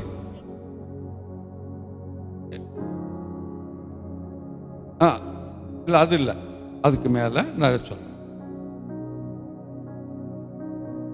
7வது வசனத்தை வாசிங்க. பேசின பின் கர்த்தர் தேமானியனாகிய எலிப்பாசை நோக்கி, நேரடியா பேசுறாரு இப்ப அவன்கிட்ட. தேமானியனாகிய எலிப்பாசை நோக்கி, உன்மேலும் உன் 2 சிநேகிதர் மேலும் எனக்கு கோபம் மூழ்கிறது, கோபம் வருது. என் தாசனாகிய யோபு பேசினதை போல் நீங்கள் என்னை குறித்து நிதானமாய் பேசவில்லை. அதான் அப்போ எலிப்பாசு நம்ம பாசையில் சொன்னா ஏதோ வந்ததை அடிச்சு விடுறான். ஏதோ வந்ததை தான் ரொம்ப மேலானவன் காட்டணும்னு சொல்லி, நான் ரொம்ப தேவனோடு நெருங்கி இருக்கிறேன் காட்டணும்னு சொல்லி, தான் மிகவும் உத்தமமாக இருக்கிறேன் என்பதை காட்ட வேண்டும் என்று சொல்லி ஏதோ ஒன்றை அவன் அளந்து விடுகிறான். அதனால அந்த மேல உள்ள வார்த்தை சரியல்ல. அது அவனுக்கு சார்ந்தது, அவனுக்கு சார்ந்தது. அதனாலதான் அந்த கீழே உள்ள வரி, திரும்ப கட்டப்படுவீர், அது சரி. அந்த வார்த்தை சரி, அது அவனுடைய ஒரு விசுவாசத்தை குறிக்கிறது. அந்த வரியை மாத்திர வாசிங்களேன். திரும்ப 22ல திரும்ப கட்டப்படுவீர். மேல உள்ளது தன்னை மேன்மைப்படுத்தும்படி, தன்னை உயர்த்தி காண்பிக்கும்படி அவன் சொல்லக்கூடிய ஒரு வார்த்தை. அவன் தேவனுக்கு உண்மையா இல்லை, தேவனுக்கு உண்மையா இல்லை. இல்லை, நீங்க அந்த 1வது வசனத்துல இருந்து வாசித்து வந்தீங்கன்னா நிறைய காரியங்களை சொல்லிட்டே வரான். அப்படி இருக்கணும், இப்படி இருக்கணும், நீ அப்படி இல்லை, இப்படி இல்லை, அப்படியாக்கும் இப்படியாக்கணும், எல்லாத்தையும் சொல்லிக்கிட்டே வர வந்து தான் அந்த 22வது வசனத்தில் வரும்போது, 23வது வசனத்தில் வரும்போது சொல்றான், நீர் சர்வ வல்லவரிடத்தில் திரும்பினால். யோபு திருமணங்கிற அவசியம் இல்லை, யோபு திருமணங்கிற அவசியம் இல்லை. ஏன்னு சொன்னா 10 பிள்ளைகளும் ஒரே நாளிலே மரித்தார்கள். 10 பிள்ளைகளும் ஒரே நாளிலே மரித்தார்கள். அவங்க எப்படிப்பட்ட பிள்ளைகளா இருந்திருக்கும்னு நினைக்கிறீங்க? இல்ல, ஒரு குறிப்பிட்டதுல என்ன வயசு இருந்திருக்கலாம்? முதிர்ந்த வயதுகளா இருந்திருக்கலாம், சின்ன குழந்தைகள் கிடையாது.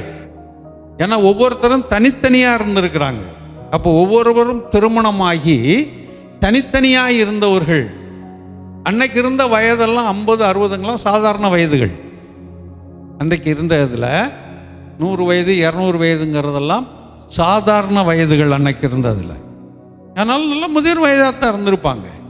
அப்படி இருந்த பிள்ளைகள் 10 குடும்பமும் ஒரே நாளில் செத்துச்சு.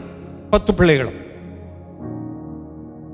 ஏன்னா ஒரு மாதத்திற்கு இல்லை ஒரு குறிப்பிட்ட நாளைக்கு ஒரு தடவை ஒரு இடத்துல ஒன்று கூடி அவர்கள் குடும்பமாய் விருந்துண்டு மகிழ்ந்து அவர்கள் கடந்து போகிற பழக்கம் உண்டு அவர்களுக்கு வேதத்தின்படி. அப்போ 10 பிள்ளைகளும் ஒரு வீட்டில் கூடி இருக்கிறாங்க. அப்போ 4 பக்கத்தில் இருக்க சுவர்களும் உள்புறமாய் விழுந்தது அப்படின்னு வாசிக்கிறோம். ஒரு பக்கம் காத்தடிச்சா எங்க இருந்து விழுந்திருக்கணும்? இப்படி காத்தடிச்சா மொத்தம் அந்த பக்கம் தான் விழுகணும், எதுவா இருந்தாலும். அப்போ 4 பக்க சுவரும் உள்ளே விழுந்திருக்கிறது. உள்ளே இருந்தவர்கள் மரித்து போனார்கள். இது காரணமெல்லாம் நமக்கு தெரியும், ஏற்கனவே அவன் பார்த்துருக்குறோம். அதுக்குள்ள இப்போ நான் கடந்து வரல, நமக்கு தெரியும். அடுத்தது அவனுடைய ஆடு மாடுகள் எல்லாமே, அவனுடைய ஆஸ்திகள் எல்லாம் அவனை விட்டு பறி போயிடுச்சு. தனக்கு உற்ற துணையாக இருந்த தன்னுடைய மனைவியும் இவனை பார்த்து தேவனை தூஷித்து ஜீவனை விடு என்று ஏளனம் செய்கிறாள்.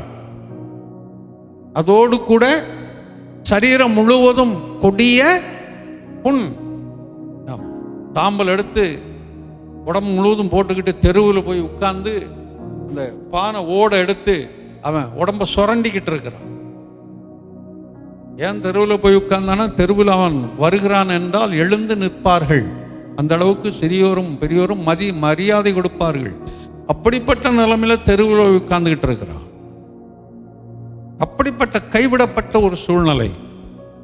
அதோடு வந்த நண்பர்களும் 7 நாள் அமைதியா இருந்தாங்க. அதுக்கப்புறம் 7 நாளுக்கு சேர்த்து மொத்தமா பிடிச்சி வாட்டுறானுங்க. நீ என்ன யோக்கியனா, நீ என்ன நல்லவனா, நீ என்ன அப்படி செஞ்சிட்டியா, நீ என்ன இப்படி செஞ்சிட்டியா, இப்படி எல்லாம் அவனை எந்த அளவுக்கு மனவேதனைப்படுத்த முடியுமோ அந்த அளவுக்கு மனவேதனைப்படுத்துறாங்க. ஆனா இப்படி எல்லாம் மனவேதனை வந்தாலும் யோபு ஒரு வார்த்தையும் தன் வாயினால் பேசவில்லை, அமைதியாய் தேவனை குறித்து முறுமுறுக்கவில்லை. பாவத்துல பெரிய மோசமான பாவம் முறுமுறுக்கிறதுங்க. அதை நீங்க தெரிந்து கொள்ளணும். முறுமுறுக்கிறது மிகவும் மோசமான ஒரு பாவம். அவர் என்ன செஞ்சிட்டாரு, நான் என்ன பண்ணோம், எனக்கு இதை செஞ்சாரா, இப்படி மற்றவரிடத்தில் சொன்னாலும் சரி, தனக்குத்தானே சொல்லுவதானாலும் சரி, இதுதான் முறுமுறுத்தல். தேவனுக்கு விரோதமாய் முறுமுறுத்தல் மிகவும் ஒரு கொடிய பாவம் என்று வேதம் சொல்லுகிறது. அப்போ இவன் அதிலையும் முறுமுறுக்கலை. ஒரு இடத்துல சொல்லும்போது என் கைகளினால் என் வாயை பொத்தி கொண்டேன்னு சொல்றான். என் கைகளினால் என் வாயை பொத்தி கொண்டேன். வாயை பொத்திக்கிறதுனா எதுக்கு? வீட்டில் சொல்லுவாங்களா அப்படிம்பாங்க. சொல்லுவாங்க அப்படின்னா அர்த்தம் என்ன? வாயை மூடிக்கிட்டு சாப்பிடுமாங்க. வாயை மூடிக்கிட்டு எப்படி சாப்பிட முடியும்?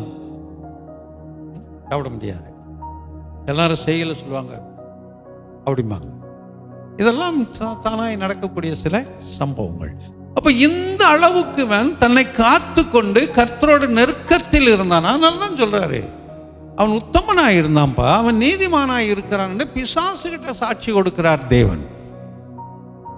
அப்படி தேவனே சாட்சி கொடுத்த மனிதனை பார்த்துதான் இவன் சொல்றான், எலிப்பாசு நீர் சர்வ வல்லவரிடத்தில் மனம் திரும்பினாள். அப்ப என்ன சொல்ல, நான் உன்னை காட்டிலும் பெரியவன், ஆமா நீ திரும்பு அப்படின்னு சொல்லி, அப்படி திரும்பினால் நீ கட்டப்படுவாய். ஆனா யோபுக்கு தெரியும், நான் மனம் திரும்பணுங்கிற அவசியம் இல்லை, ஆனா என்ன கட்டுவாரு. அல்லேலூயா. ஆனா எலிப்பாஸ் சொன்னது யோபுக்கு ஒத்து வராது. யாருக்கு ஒத்து வரும்? எனக்கு ஒத்து வரும். கொஞ்சம் யோசிங்க, எனக்கு ஒத்து வரும், யோபுக்கு ஒத்து வராதுங்க. அவன் நீதிமானும் உத்தமனுமாய் இருந்தான் என்று தேவன் சாட்சி கொடுத்தார். ஆனால் அது நமக்கு ஒத்து வராது. நம்ம சர்வ வல்லவர் இடத்துல மனம் திரும்பணும். ஆமா, இடத்தின்படி வசனத்தின்படி யோபுக்கு அது சொந்தம் அல்ல, ஆனா நமக்கு சொந்தம். நாம் சர்வ வல்லவரிடத்திலே மனம் திரும்ப வேண்டும். அந்த சர்வ வல்லவர் நீங்க சொல்றான், அதுக்கு தான் பிசாசு ஒரு குறிப்பிட்ட எல்லைக்கு உட்பட்டு தான் அவன் பிரச்சனையை கொடுக்க முடியும். அதுக்கு மேல அவனால் எதையும் செய்ய முடியாது. ஆனா தேவன் சகலத்தையும் செய்யக்கூடியவர். அவரால் செய்யக்கூடாத காரியம் ஒன்றும் இல்லை. பிசாசுக்கு வல்லமை உண்டு, தேவனுக்கு சர்வ வல்லமை உண்டு. அந்த சர்வ வல்லமை அந்த வல்லமையை அழித்து விடும். பிசாசுக்கு வல்லமை உண்டு, அவனால் செய்ய முடியும். ஆனால் அதை காட்டிலும் சர்வ வல்லமை உள்ள தேவன் எல்லாவற்றையும் செய்ய முடியும். அல்லேலூயா. இதை சொல்லிட்டு இவனே திரும்ப சொல்றான். அந்த கட்டுறதுனா எப்படின்னு சில காரியங்களை சொல்றான் எலிப்பாஸ். அதை நம்ம ஒரு சில காரியங்களை பார்த்து கூடுமான வரைக்கும் வசனங்களை மட்டும் நான் அப்படியே சொல்லிட்டே போறேன், விவரிச்சு சொல்லாம. நீங்க எழுதி வீட்டில் போய் தியானம் பண்ணிக்கங்க. முதலாவதாக 24 வாசிப்போம். வாசிமா.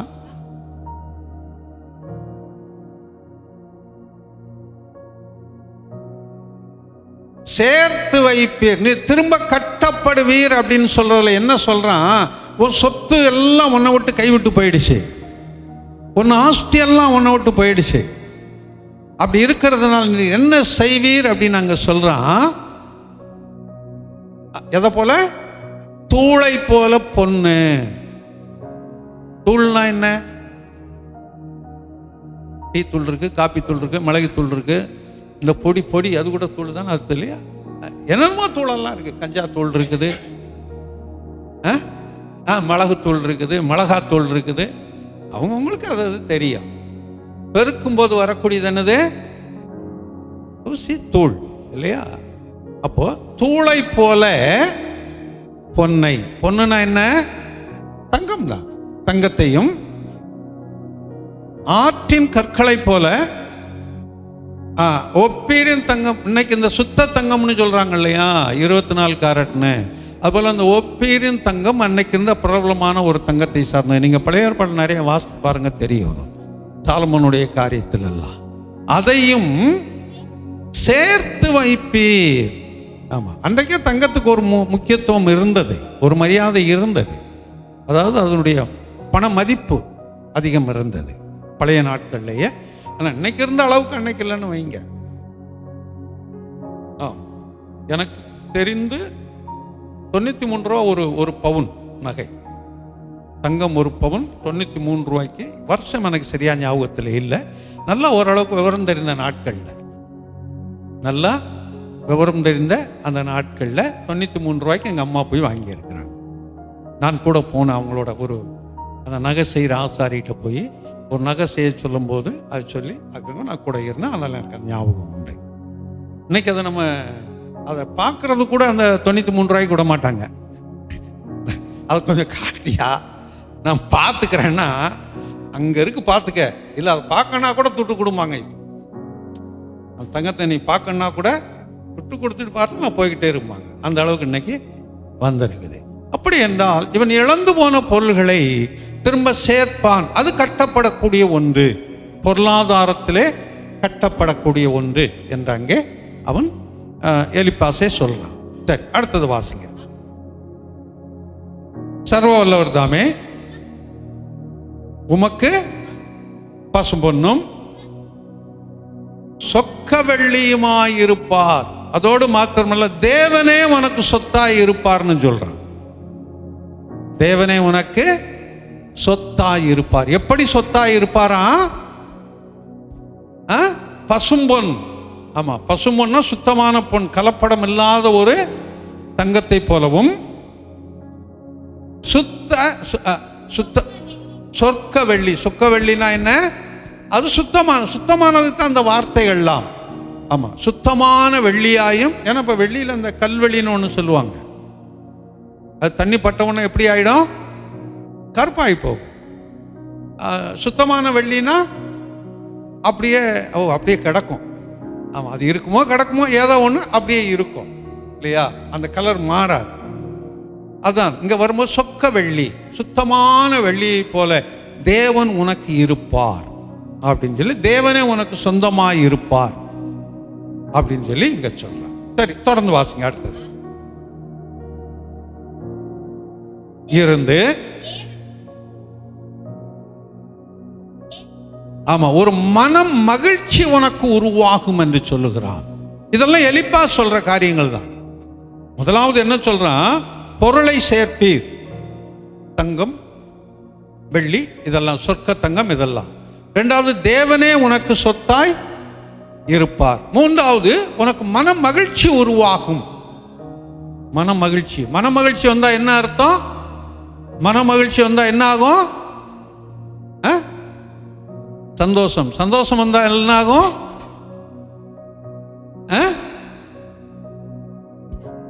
சந்தோஷத்தோட மகிழ்ச்சி அதிகமாகும். இந்த மகிழ்ச்சி சந்தோஷத்தை வெளிப்படுத்துவது எது? என்னையா? பொருளாதாரமா? சரி, பொருளாதாரம் எப்படி வெளிப்படுத்தும் சந்தோஷத்தை மகிழ்ச்சியும்? சிரிப்பு. சந்தோஷத்தை மகிழ்ச்சியும் வெளிப்படுத்துவது சிரிப்பு. இந்த சிரிப்பு எங்க இருந்து சிரிக்க முடியும்? வாயில, முகத்துல இருந்தா வரும். வாய் மாத்திர முகமே அந்த சிரிப்பை காட்டும். கோபத்தை முகம் காட்டும், சிரிப்பை முகம் காட்டும், துக்கத்தை முகம் காட்டும். இந்த முகம்தான் வெளிப்படுத்துவது. அதனால இருதயம் அழுதாலும் உள்ளம் அழுதாலும் உதடு சிரிக்கட்டும் அப்படின்னு சொல்லுவாங்க. எந்த அளவுக்கு உண்மைன்னு தெரியல, அது வரும். அப்போ நம்ம சந்தோஷமாய் மகிழ்ச்சியாய் இருக்கிறோம் என்று சொன்னால் அது எப்படித்தான் வெளிப்படும்? முகத்தில் தான் வெளிப்படும்.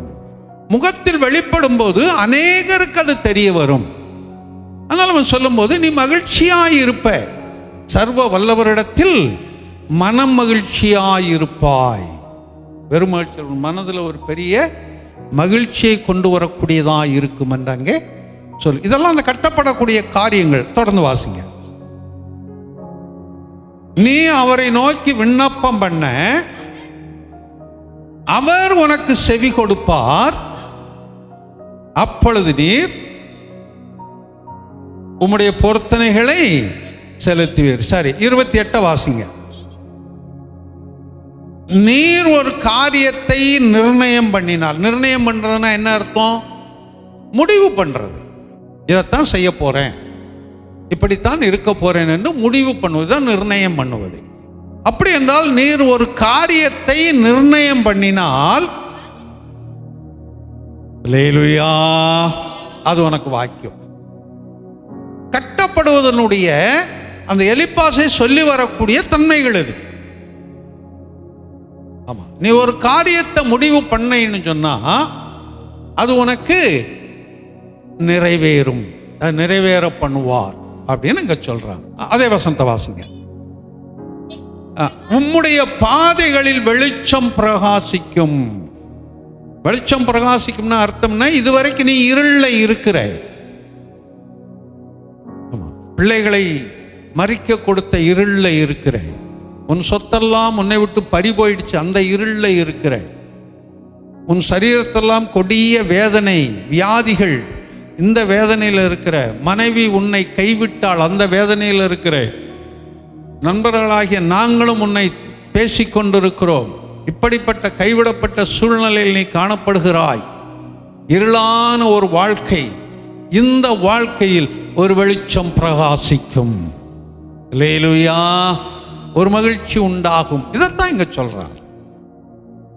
தொடர்ந்து வாசிப்போம். சரி, அடுத்து 30 வாசிப்போம். கடைசி சொன்ன மற்றவர்களுக்கு நீ உதவி செய்யக்கூடியவனாய் இருப்பாய். இதுக்கு முன்னாடி அப்படிதான் இருந்தான். நீங்க யோபு முழுவதும் வாசித்து பாருங்க. நான் அடிக்கடி சொல்ல போல யோபு புஸ்தகத்தை நிறைய வாசிக்க மாட்டாங்க. ஏன் வாசிக்க மாட்டாங்க? அவனுக்கு வந்த துன்பம் மாதிரியே வந்துடும், யோபு மட்டும் வாசிக்கவே கூடாது, அவனுக்கு வந்த கஷ்டமெல்லாம் நமக்கு வந்துடும் அப்படின்னு சொல்லி யோபை தொடாதவங்க நிறைய பேர் இருக்கிறாங்க. நிறைய பேர் யோபு புஸ்தகத்தை தொடவே மாட்டாங்க. யோபத்தான் நிறைய வாசிக்கணும். ஏன் நிறைய வாசிக்கணும்? இரட்டத்தனையான ஆசீர்வாதத்தை கர்த்தர் அவனுக்கு கொடுத்தார். வேதத்தில் எழுதப்பட்ட முதல் புஸ்தகம் இந்த யோபு. ஆதியாகமத்துக்கெல்லாம் முந்தின சம்பவம்னு சொல்றாங்க சத்திர ஆசிரியர்கள். ஆதியாகமத்துக்கெல்லாம் முந்தின சம்பவம் அது. ஆதியாகமம் பின்னாடி எழுதப்பட்டது, அது வேறு. அந்த ஆதியாகமம் அந்த ஆண்டவர் படைத்த நாட்களுக்கு அப்புறம் முதல் புஸ்தகம் இதுதான். இதில் நடந்த யோபு சம்பவங்கள் தான் நடந்தது. அதுக்கப்புறம் தான் மற்ற எல்லாமே வந்ததுண்டு சரித்திர வல்லுநர்கள் சொல்லுகிறார்கள். அதனால் இரட்டத்தனையான ஒரு ஆசீர்வாதத்தை அவர் வைத்திருக்கிறார். அதனால் இதை நாம் கற்றுக்கொள்ளணும். இதுல விஞ்ஞானங்கள் நிறைய இருக்கு. இந்த புஸ்தகத்துல சரித்திரங்கள் நிறைய இருக்கு, இதுல கணக்குகள் நிறைய இருக்கு. நீங்க இதை வாசித்து பாருங்க. அந்த யோபு இதெல்லாம் நிறைய அதுல போடப்பட்டிருக்கிறது. அப்படின்னு வரும்போது மற்றவர்களுக்கு நீ என்ன செய்வாய், உதவி செய்வாய் என்று சொல்லி இங்க இதெல்லாம் அவன் வாழ்க்கையில் இருந்தது. இதெல்லாம் இழந்தான். திரும்ப இதெல்லாம் நீ பெற்றுக்கொள்வான்னு சொல்லி அங்க சொல்றார். இப்ப அப்படியே புதிய ஏற்பாட்டுக்குள்ளாய் ஒரு சில காரியங்களை நான் சொல்றேன். கொலோசியர்ல 3:14 வாசிங்க. கொலோசியர் 3:14. இவைகள் எல்லாவற்றின் மேலும் பூரண சற்குணத்தின் கட்டாகிய அன்பை தரித்துக் கொள்ளுங்கள். ஆமா, அவ திரும்ப கட்டக்கூடியது மேல உள்ளதெல்லாம் நம்ம பார்த்த பொருளாதார காரியங்கள், உலகத்தில் இருக்கக்கூடிய காரியங்கள் 1-2 தவிர இங்க வரும்போது சம்பூரண கட்டாகிய, சரியா திரும்ப அந்த வசனத்தை வாசிங்க. இவைகள் எல்லாவற்றிலும் பூரண சம்பூரணத்தின் பூரண சற்குணத்தின் கட்டாகிய அன்பு. அப்ப அந்த அன்பின் கயறினால் அவர் கட்டக்கூடியவராய் இருக்கிறார். அல்லேலூயா. குடும்பத்தில் ஆகட்டும், வேலை செய்கிற இடங்கள்ல ஆகட்டும், படிக்கிற இடங்கள்ல ஆகட்டும், நாம் இருக்கிற இடங்கள்ல ஆகட்டும், இந்த அன்பு வரும் என்று சொன்னால் அங்கு வம்பு வருவதற்கு வாய்ப்புகளே இல்லை. அப்போ எந்த இடத்துல இந்த அன்பு இல்லையோ அந்த இடத்துல அங்கு அம்பு தான் வரும், பிரச்சனை தான் வரும். ஆனால்தான் அந்த அன்பை பிரதானப்படுத்தியே இயேசுவானவர் சொல்லிக்கொண்டே வருவார். பவுல் அப்போஸ்தலன் வரும்போது அன்பை பிரதானப்படுத்தியே சொல்லிக்கொண்டே வருவார். இப்போ இங்கே வரும்போது அந்த பூரண அந்த சற்குண அந்த கட்டு அன்பாய் இருக்கிறது. அப்போ ஒருவருக்கொருவர் அன்பாய் இருங்கள் என்று கற்றுக் கொடுத்தவர் இந்த அன்பு வரும்போது அங்கே பிரச்சனைகள் வருவதற்கு வாய்ப்பில்லைன்னு சொல்றாரு. இந்த அன்பு ஒரு கட்டாய் சொல்லப்பட்டிருக்கிறது. இந்த கட்டுனா என்ன? முதல்ல ஒன்று சேர்க்கிறது, அவ்வளவுதான். எதா இருந்தாலும் சரி ஒன்று சேர்க்கிறது. தனித்தனியா கடந்த கல்லு மண்ணெல்லாம் ஒன்று சேர்த்தா ஒரு கட்டடமா மாறுது, அவ்வளவுதான். தனித்தனியா வெட்டி போட்ட துணிகளை எடுத்து ஒன்றாய் அதை தைக்கிறது, கட்டுனா அது ஒரு ஆடையாய் மாறுகிறது. தனியாய் கிடக்கக்கூடிய பொருள்களை ஒன்று சேர்த்து அதை ஏதோ ஒன்றை செய்வார்கள் என்றால் அது கட்டக்கூடியது என்று மாறுகிறது, அவ்வளவுதான். வேற ஒன்று இல்லை. தனித்தனியாய் சிதறி கிடப்பதை ஒன்றாய் இணைப்பதற்கு பெயர் தான் கட்டு. நீங்க எந்த இதில் வேணாலும் எடுத்து போய் பாருங்க. அது இருக்கும்போது அது ஆசீர்வாதமாக இருக்கும். அதுக்காக பிசாசு கட்டு இருக்கு, பில்லி சுனிய கட்டு இருக்குது, ஏவல் கட்டு இருக்கு, அதெல்லாம் நான் சொல்ல வரல. அது விரோதமாய் வர்றது ஒரு பக்கம் இருக்கிற கட்டுகள். எப்பொழுதுமே நீங்க எடுத்து பார்த்தீங்கன்னு சொன்னா 2 பகுதிகள் உண்டு. ஒரு நாணயத்துக்கு 2 பகுதி இருக்குன்னு சொன்னது போல எல்லாவற்றுக்கும் 2 பகுதி உண்டு. இயேசுவானவர் கிறிஸ்து. கடைசி நாட்களில் வரக்கூடியது யார்? அந்தி கிறிஸ்து. அவ்வளவுதான். எல்லாவற்றிலும் 2 உண்டு. நீங்க எந்த பகுதியில் போனாலும் அந்த 2 பகுதிகள் அதுக்குள்ளாய் இருக்கத்தான் செய்யும். இதை குறித்து நிறைய காரியங்கள் சொல்லிக்கொண்டே போக முடியும். அது இப்ப வேண்டாம் நமக்கு, அது அதுக்குரிய இல்லை. அதனால கட்டு ஒன்று சேர்ந்து இருப்பது. அப்ப எந்த இடத்தில் அன்பு உருவாகிறதோ அந்த இடத்துல அந்த தவறுகளை பெரிதாய் யோசிக்க மாட்டார்கள். அது குடும்ப அங்கத்தினர்களாகட்டும், நண்பர்களாகட்டும், மற்றவர்களாகட்டும், அன்பு உருவாகும் என்றால் அவர்கள் செய்யக்கூடிய தவறான காரியங்களை பெரிதாய் யோசிக்க மாட்டார்கள். அதுக்கு மாற்று வழி உண்டு என்று அந்த மாற்று வழி என்னவோ அதைத்தான் அவர்கள் என்ன செய்வார்கள்? கற்றுக் கொடுப்பார்கள். அப்படித்தான் நம்ம அங்க வாசிக்கிறோம். அப்போ முதலாவது, ஆமா, நமக்கு தேவையான மேலதெல்லாம் பொருளாதாரத்துடைய காரியங்கள். நம்ம நினைச்சதெல்லாம் நடக்கும், ஆமாம், தேவனிடத்தில் மனமகிழ்ச்சியாக இருப்போம், வெளிச்சம் பிரகாசிப்போம், அடுத்தவங்களுக்கு உதவி செய்வோம். இதெல்லாம் இருக்கிறது. இதெல்லாம் எலிப்பாஸ் சொன்னது அந்த யோபுக்கு. ஆனால் ஆவிக்குரியபடி பின்னாடி வரும்போது நம்ம எல்லாருக்கும் சேர்த்து கற்றுக் கொடுப்பது முதலாவது கொலோசியர் 3:16 அன்பு. இந்த அன்பு வரும்போது அடுத்து என்ன நடக்கும் என்பதை குறித்து பார்க்கிறோம். எபேசியர் 4:3 வாசிக்க. எபேசியர் 4:3 சமாதான கட்டினார். வாசனை முடிச்சிருக்காங்க.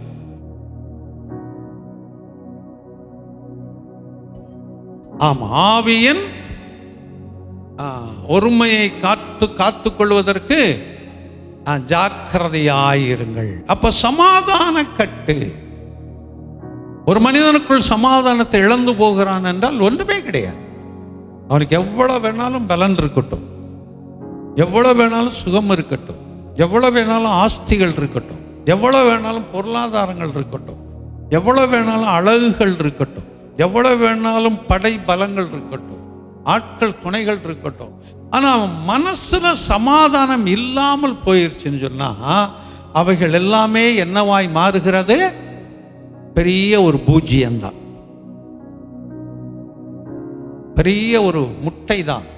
சமாதானத்தை இழந்து போனால் வாழ்க்கையில் என்ன இருந்தாலும் அந்த நிம்மதி இருக்காது. சொல்லுவாங்க எல்லாம் இருக்குதுங்க எனக்கு, ஆனா மனசுல ஒரு நிம்மதி இல்லைங்க. எனக்கு தேவையானது எல்லாம் எங்க வீட்டில் இருக்குது, எந்தவித குறைவும் கிடையாது, ஆனா மனசுல இருக்கிற நிம்மதி போயிருச்சுங்க அப்படின்னு சொல்லுவாங்க. அப்ப அந்த சமாதானத்தை நமக்கு அவர் கொடுக்கக்கூடியவராய் இருக்கிறார்.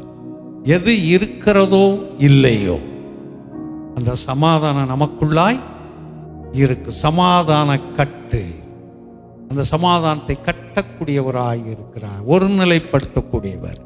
இந்த கட்டுவது சேர்ந்து கிடப்பதை ஒன்று சேர்ந்து கொண்டு வைப்பது மாத்திரமல்ல, அது ஒரு நிலையான ஒரு இடத்திற்கு கொண்டு வருவது.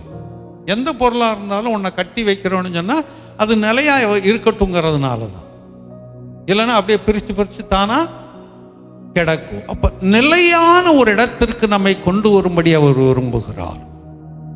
முதலாவதாக ஒரு நல்ல ஒரு அன்பை நமக்கு கொடுக்கிறார்.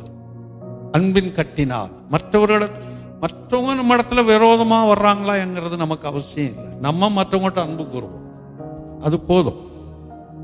ஆமாம், மற்றவங்க நமக்கு அதுக்கு விரோதமாய் வருவார்கள். நம்ம எந்த அளவுக்கு மற்றவங்கள்ட்ட அன்பு கூறுறோமோ அந்த அளவுக்கு விரோதமாக நமக்கு வருவாங்க. அதை குறித்து நம்ம யோசிக்க வேண்டாம். நம்மகிட்ட விரோதம் பாராட்டுறாங்க, அதுக்குள்ள பலன் அவர்களை சார்ந்தது, அதுக்குரிய பலன் அவர்களை சார்ந்தது. நாம் மற்றவர்களிடத்தில் அன்பு கூறுகிறோம், அவ்வளவுதான். மற்றவர்களிடத்தில் அன்பு பாராட்டுகிறோம். மற்றவர்கள் நம்மிடத்தில் விரோதம் பாராட்டுகிறார்கள், நாம் அதை குறித்து யோசிக்க வேண்டாம். ஆனால் நமக்கு எந்த பாதிப்பும் வராது. ஏன்னா நாம் அவர்களிடத்தில் அன்பு பாராட்டுகிறோம். அந்த அன்புக்குரிய காரியங்கள் தான் நமக்கு வருமே தவிர அவர்கள் பாராட்டக்கூடிய விரோதத்தினுடைய காரியங்கள் நமக்கு வர கர்த்தர் அனுமதிக்க மாட்டார். அது அனுமதிக்க மாட்டார். அதை நம்ம அனுபவத்தில் கொண்டு வருவோம், அப்பதான் நமக்கு தெரியும். அது அனுபவத்தில் கொண்டு வரும்போது தான் அதெல்லாம் யோசிக்க முடியும். அப்போ அன்பின் கயிறினால் நம்மை கட்டக்கூடியவராய் இருக்கிறார்.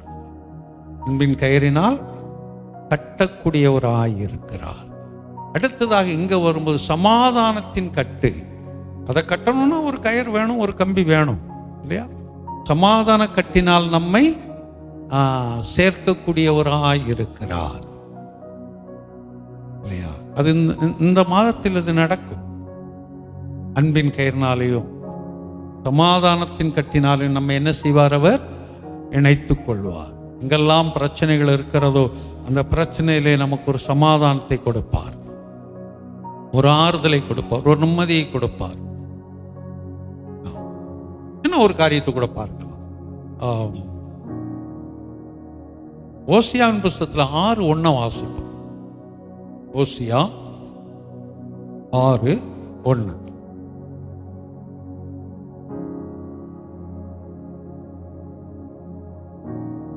கர்த்தரிடத்தில் திரும்புவோம் வாருங்கள், நம்மை பீறினார், அவரே நம்மை குணமாக்குவார். இது இஸ்ரவேல் ஜனங்களுக்கு சொல்லப்பட்ட தீர்க்க தரிசன வசனம். கர்த்தரிடத்தில் திரும்பவும் வாருங்கள். அவர்கள் கர்த்தரை விட்டு பின்மாற்றத்தில் ஓடிக்கொண்டிருந்தார்கள். அதனால் அங்க சொல்லப்பட்டிருக்கு, கர்த்தரிடத்தில் திரும்பவும் வாருங்கள், நம்மை பீறினார். பீறுறதுனா என்ன? பீறி விடுறது. ஆமா, அந்த பீறுறது எது பீரும்? பூனை. இந்த பூனை புலி எல்லாம் பீறி விடுறது. அது பீறிச்சுன்னா அதில் பல பாதிப்புகள் உருவாக நமக்கு இல்லையா? அப்ப இங்க வரும்போது அதான் சொல்லியிருக்கு, கர்த்தரே நம்மை பீறினார், அவரே நம்மை இது இஸ்ரவேல் ஜனங்களுக்கு எழுத்தின்படி சொன்னது. எழுத்தின்படி அன்னைக்கு நேரடியாய் அவர்களுக்கு தண்டனையை கொடுத்தார். ஆனா இன்றைக்கு தண்டனையை கொடுக்கிறவர் இல்ல, அனுமதிக்கிறார். கொடுப்பது என்பது வேறு, அனுமதிப்பது என்பது வேறு என்று சில தண்டனைகளுக்கு, சில பிரச்சனைகளுக்கு அனுமதி கொடுக்கிறார். ஆனா அவர் நேரடியாய் நம்மை தண்டிக்கிறவர் இல்லை. ஆனா இஸ்ரவேல் ஜனங்களை அவர் எழுத்தின்படி நேரடியாகவே என்ன செய்தார்? தண்டித்தார். ஆனால் தான் இங்க சொல்லும்போது இதை சொல்றாங்க, கர்த்தரிடத்தில் திரும்பவும் வாருங்கள், அவரே நம்மை பீறினார், அவரே நம்மை குணமாக்குவார். ஒரு விசுவாச அறிக்கையும் செய்யறாங்க. சொல்லிட்டு அடுத்த வரியில, நம்மை அடித்தார், அவரே நம்முடைய காயங்களை கட்டுவார். இது ஆவிக்குரிய இஸ்ரவேலராகிய நமக்கும் இது சொந்தம். நம்முடைய காயங்களை அவர் கட்டக்கூடியவராய் இருக்கிறார். எந்த காயம்? என்னமா?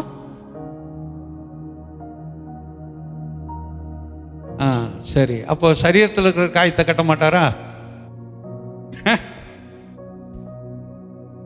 கட்டுவாரா மாட்டாரா? கட்டுவார். எந்த காயமானாலும் சரி. வெளிப்பிரகாரம் நமக்கு சரீரத்தில் ஏற்பட்ட காயங்கள் நமக்கு தெரியும். உள்ளத்தில் ஏற்பட்ட காயம் யாருக்கு தெரியும்? அவங்களுக்கு மட்டும்தான் தெரியும். வேற யார்? குடும்பத்து அங்கத்தினர்களுக்கு கூட தெரியாது. 3 நபர்களுக்கு தெரியும். யாருக்கு தெரியும்? அவங்களுக்கு தெரியும், இயேசுவானவருக்கு தெரியும், பிசாசுக்கு தெரியும். இவங்க 3 பேருக்கு தெரியும் உள்ளத்தில் ஏற்பட்ட காயம் எதனால ஏற்பட்டது, எந்த சூழ்நிலையில வந்தது, இதுக்கு மாற்று என்னங்க. இயேசுவானவர் காயத்தை கட்டும்படியாய் உதவி செய்து கொண்டிருப்பார். பிசாசானவன் அதை தடுக்கும்படியாய் அவன் கிரியை செய்து கொண்டிருப்பான். 2க்கும் மத்தியில நிக்கிறது தான் நீயும் நானும். எந்த பக்கம் நம்ம விழுகிறோம்? அப்படியே காயம் கட்டும்படி தேவன் விரும்புகிறார். குடும்பத்தை கட்டும்படி தேவன் விரும்புகிறார். குடும்ப வாழ்க்கையை கட்டும்படி தேவன் விரும்புகிறார். நம்முடைய வேலைகளையும் தொழில்களையும் கட்டும்படி தேவன் விரும்புகிறார். நம்முடைய சரீரத்தை கட்டும்படி விரும்புகிறார். ஆனா பிசாசானவன் இதையெல்லாம் அழிக்க வேண்டும் என்று விரும்புகிறார். வேதம் சொல்லுகிறது, தனக்குத்தானே பிரிந்திருக்கிற எந்த குடும்பமும் அது என்ன செய்யாது? ஆமா, அது ஆசீர்வாதம் நிலைத்திருக்காது.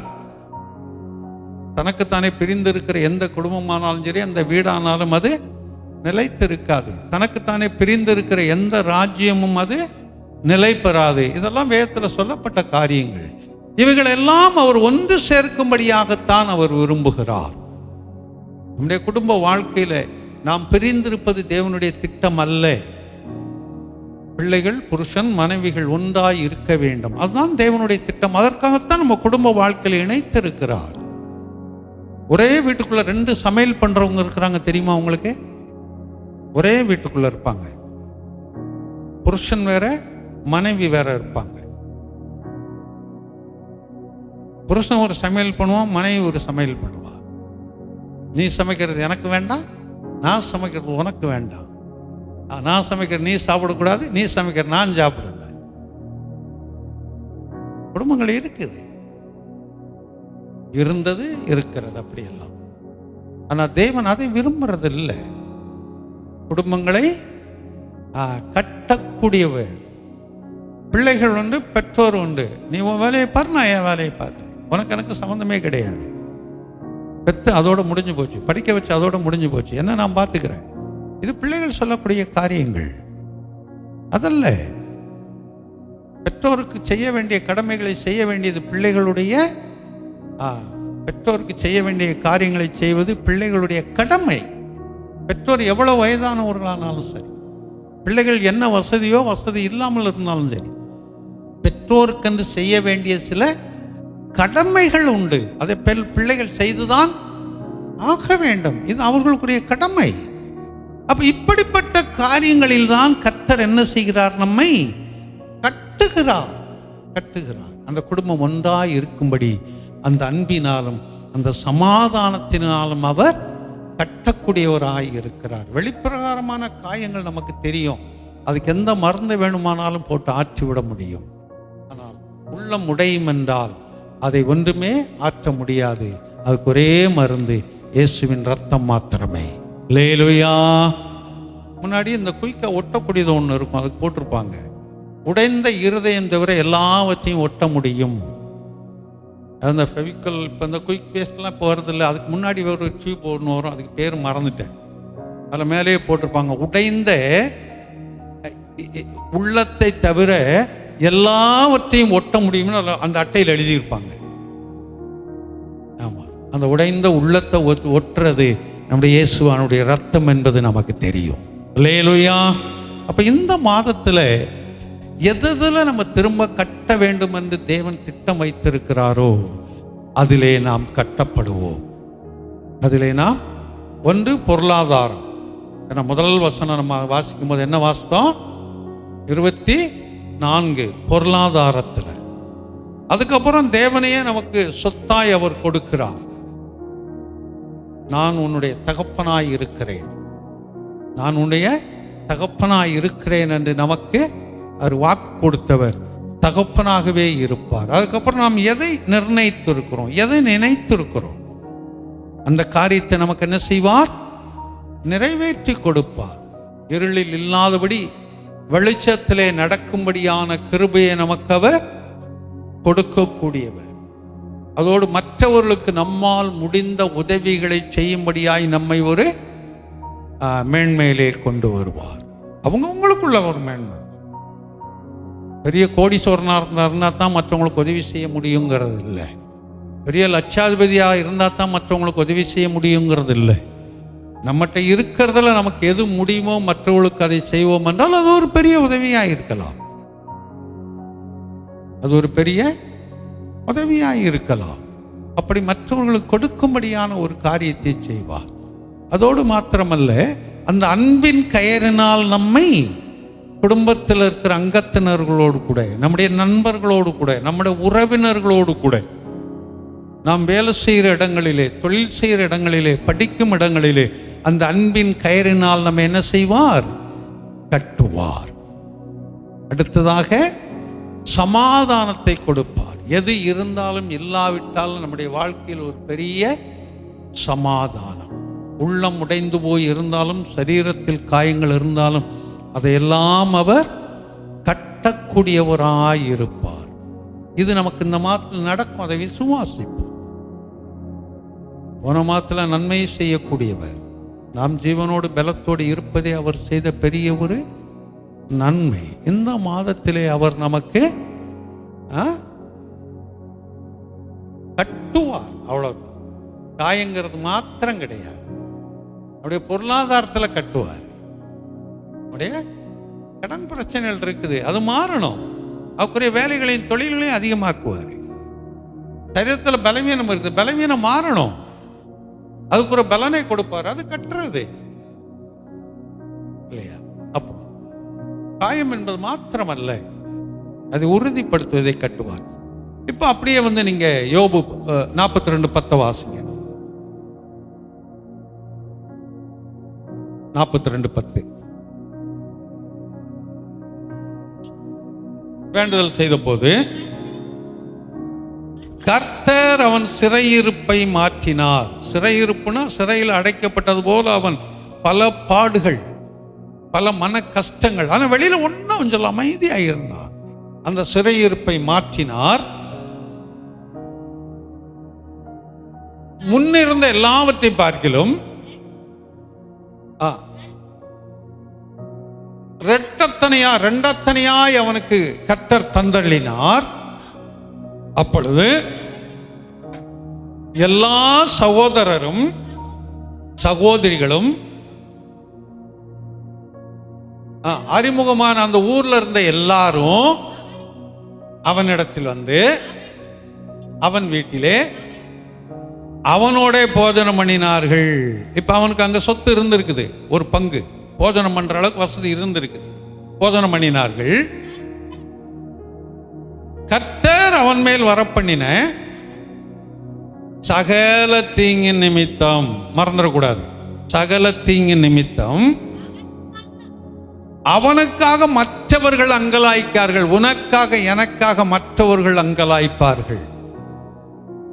உனக்காய் எனக்காய் மற்றவர்கள் அங்கலாய்ப்பார்கள். ஐயோ, இவங்களுக்கு இது வந்திருக்க கூடாதுங்க, இவங்களுக்கு நான் என்னால் முடிந்த ஏதாவது ஒன்று செய்யணும். ஏதோ ஒரு உதவினோன்னா பணத்தை மட்டும் நம்ம யோசித்துடக்கூடாது, பொருளை மட்டும் யோசித்துடக்கூடாது. நம்ம கண்ணு முன்னாடி அதுதான் நிற்கும். உதவினோன்னா பணமும் பொருளும் தான் நிற்கும். அதல்ல, அதை காட்டிலும் மேலான சில பாதுகாப்புகள் உண்டு, சில நல்ல ஆலோசனைகள் உண்டு. அதை காட்டிலும் நல்ல ஆலோசனைகள் உண்டு. அதெல்லாம் மறந்துடக்கூடாது. ஆமா, இங்க வரும்போது அங்கலாய்த்தார்கள் அவனை குறித்து. தொடர்ந்து அவனுக்கு ஆறுதல் சொல்லி, ஒவ்வொருவரும் ஒரு தங்க காசையும் பொண்ணு ஆபரணம், அது என்ன ஆபரணம் வச்சிருந்தாங்களோ, ஆபரணம் நகையையும் தங்க காசையும் அவனுக்கு கொடுத்தார்கள். அதுக்கு பின்னாடி திரும்ப 10 பிள்ளைகள், மனைவி ஒண்ணுதான், திரும்ப 10 பிள்ளைகள் பிறந்தது என்று வாசிக்கிறோம். அந்த பிள்ளைகள் பெயர் கொடுக்கப்பட்டிருக்கிறது. முன்னாடி பிறந்த பிள்ளைகளுடைய பெயர் இல்லை. முன்னாடி இருந்த 10 பிள்ளைகளுடைய பெயர்ல பின்னாடி இருந்தவங்க பெயர் சொல்லப்பட்டிருக்கிறது. அப்போ திரும்ப அந்த குடும்பத்தை கர்த்தர் கட்டினார். என்னுடைய குடும்பத்தையும் அவர் கட்டக்கூடியவர். என்னுடைய வேலையும் அவர் கட்டக்கூடியவர். என்னுடைய தொழிலையும் அவர் கட்டக்கூடியவர். நம்முடைய சமாதானத்தை கட்டக்கூடியவர். நம்முடைய அன்பை குறித்து கட்டக்கூடியவர். ஆமா, நம்முடைய மகிழ்ச்சி அவர் கட்டக்கூடியவர். எதெல்லாம் கட்டப்படாதபடி சிதறி கிடக்கிறதோ அதையெல்லாம் ஒன்று சேர்த்து அவர் திரும்ப கட்டக்கூடியவர். கர்த்தர் நல்லவர். அப்படியே கண்களை மூடுவோம்.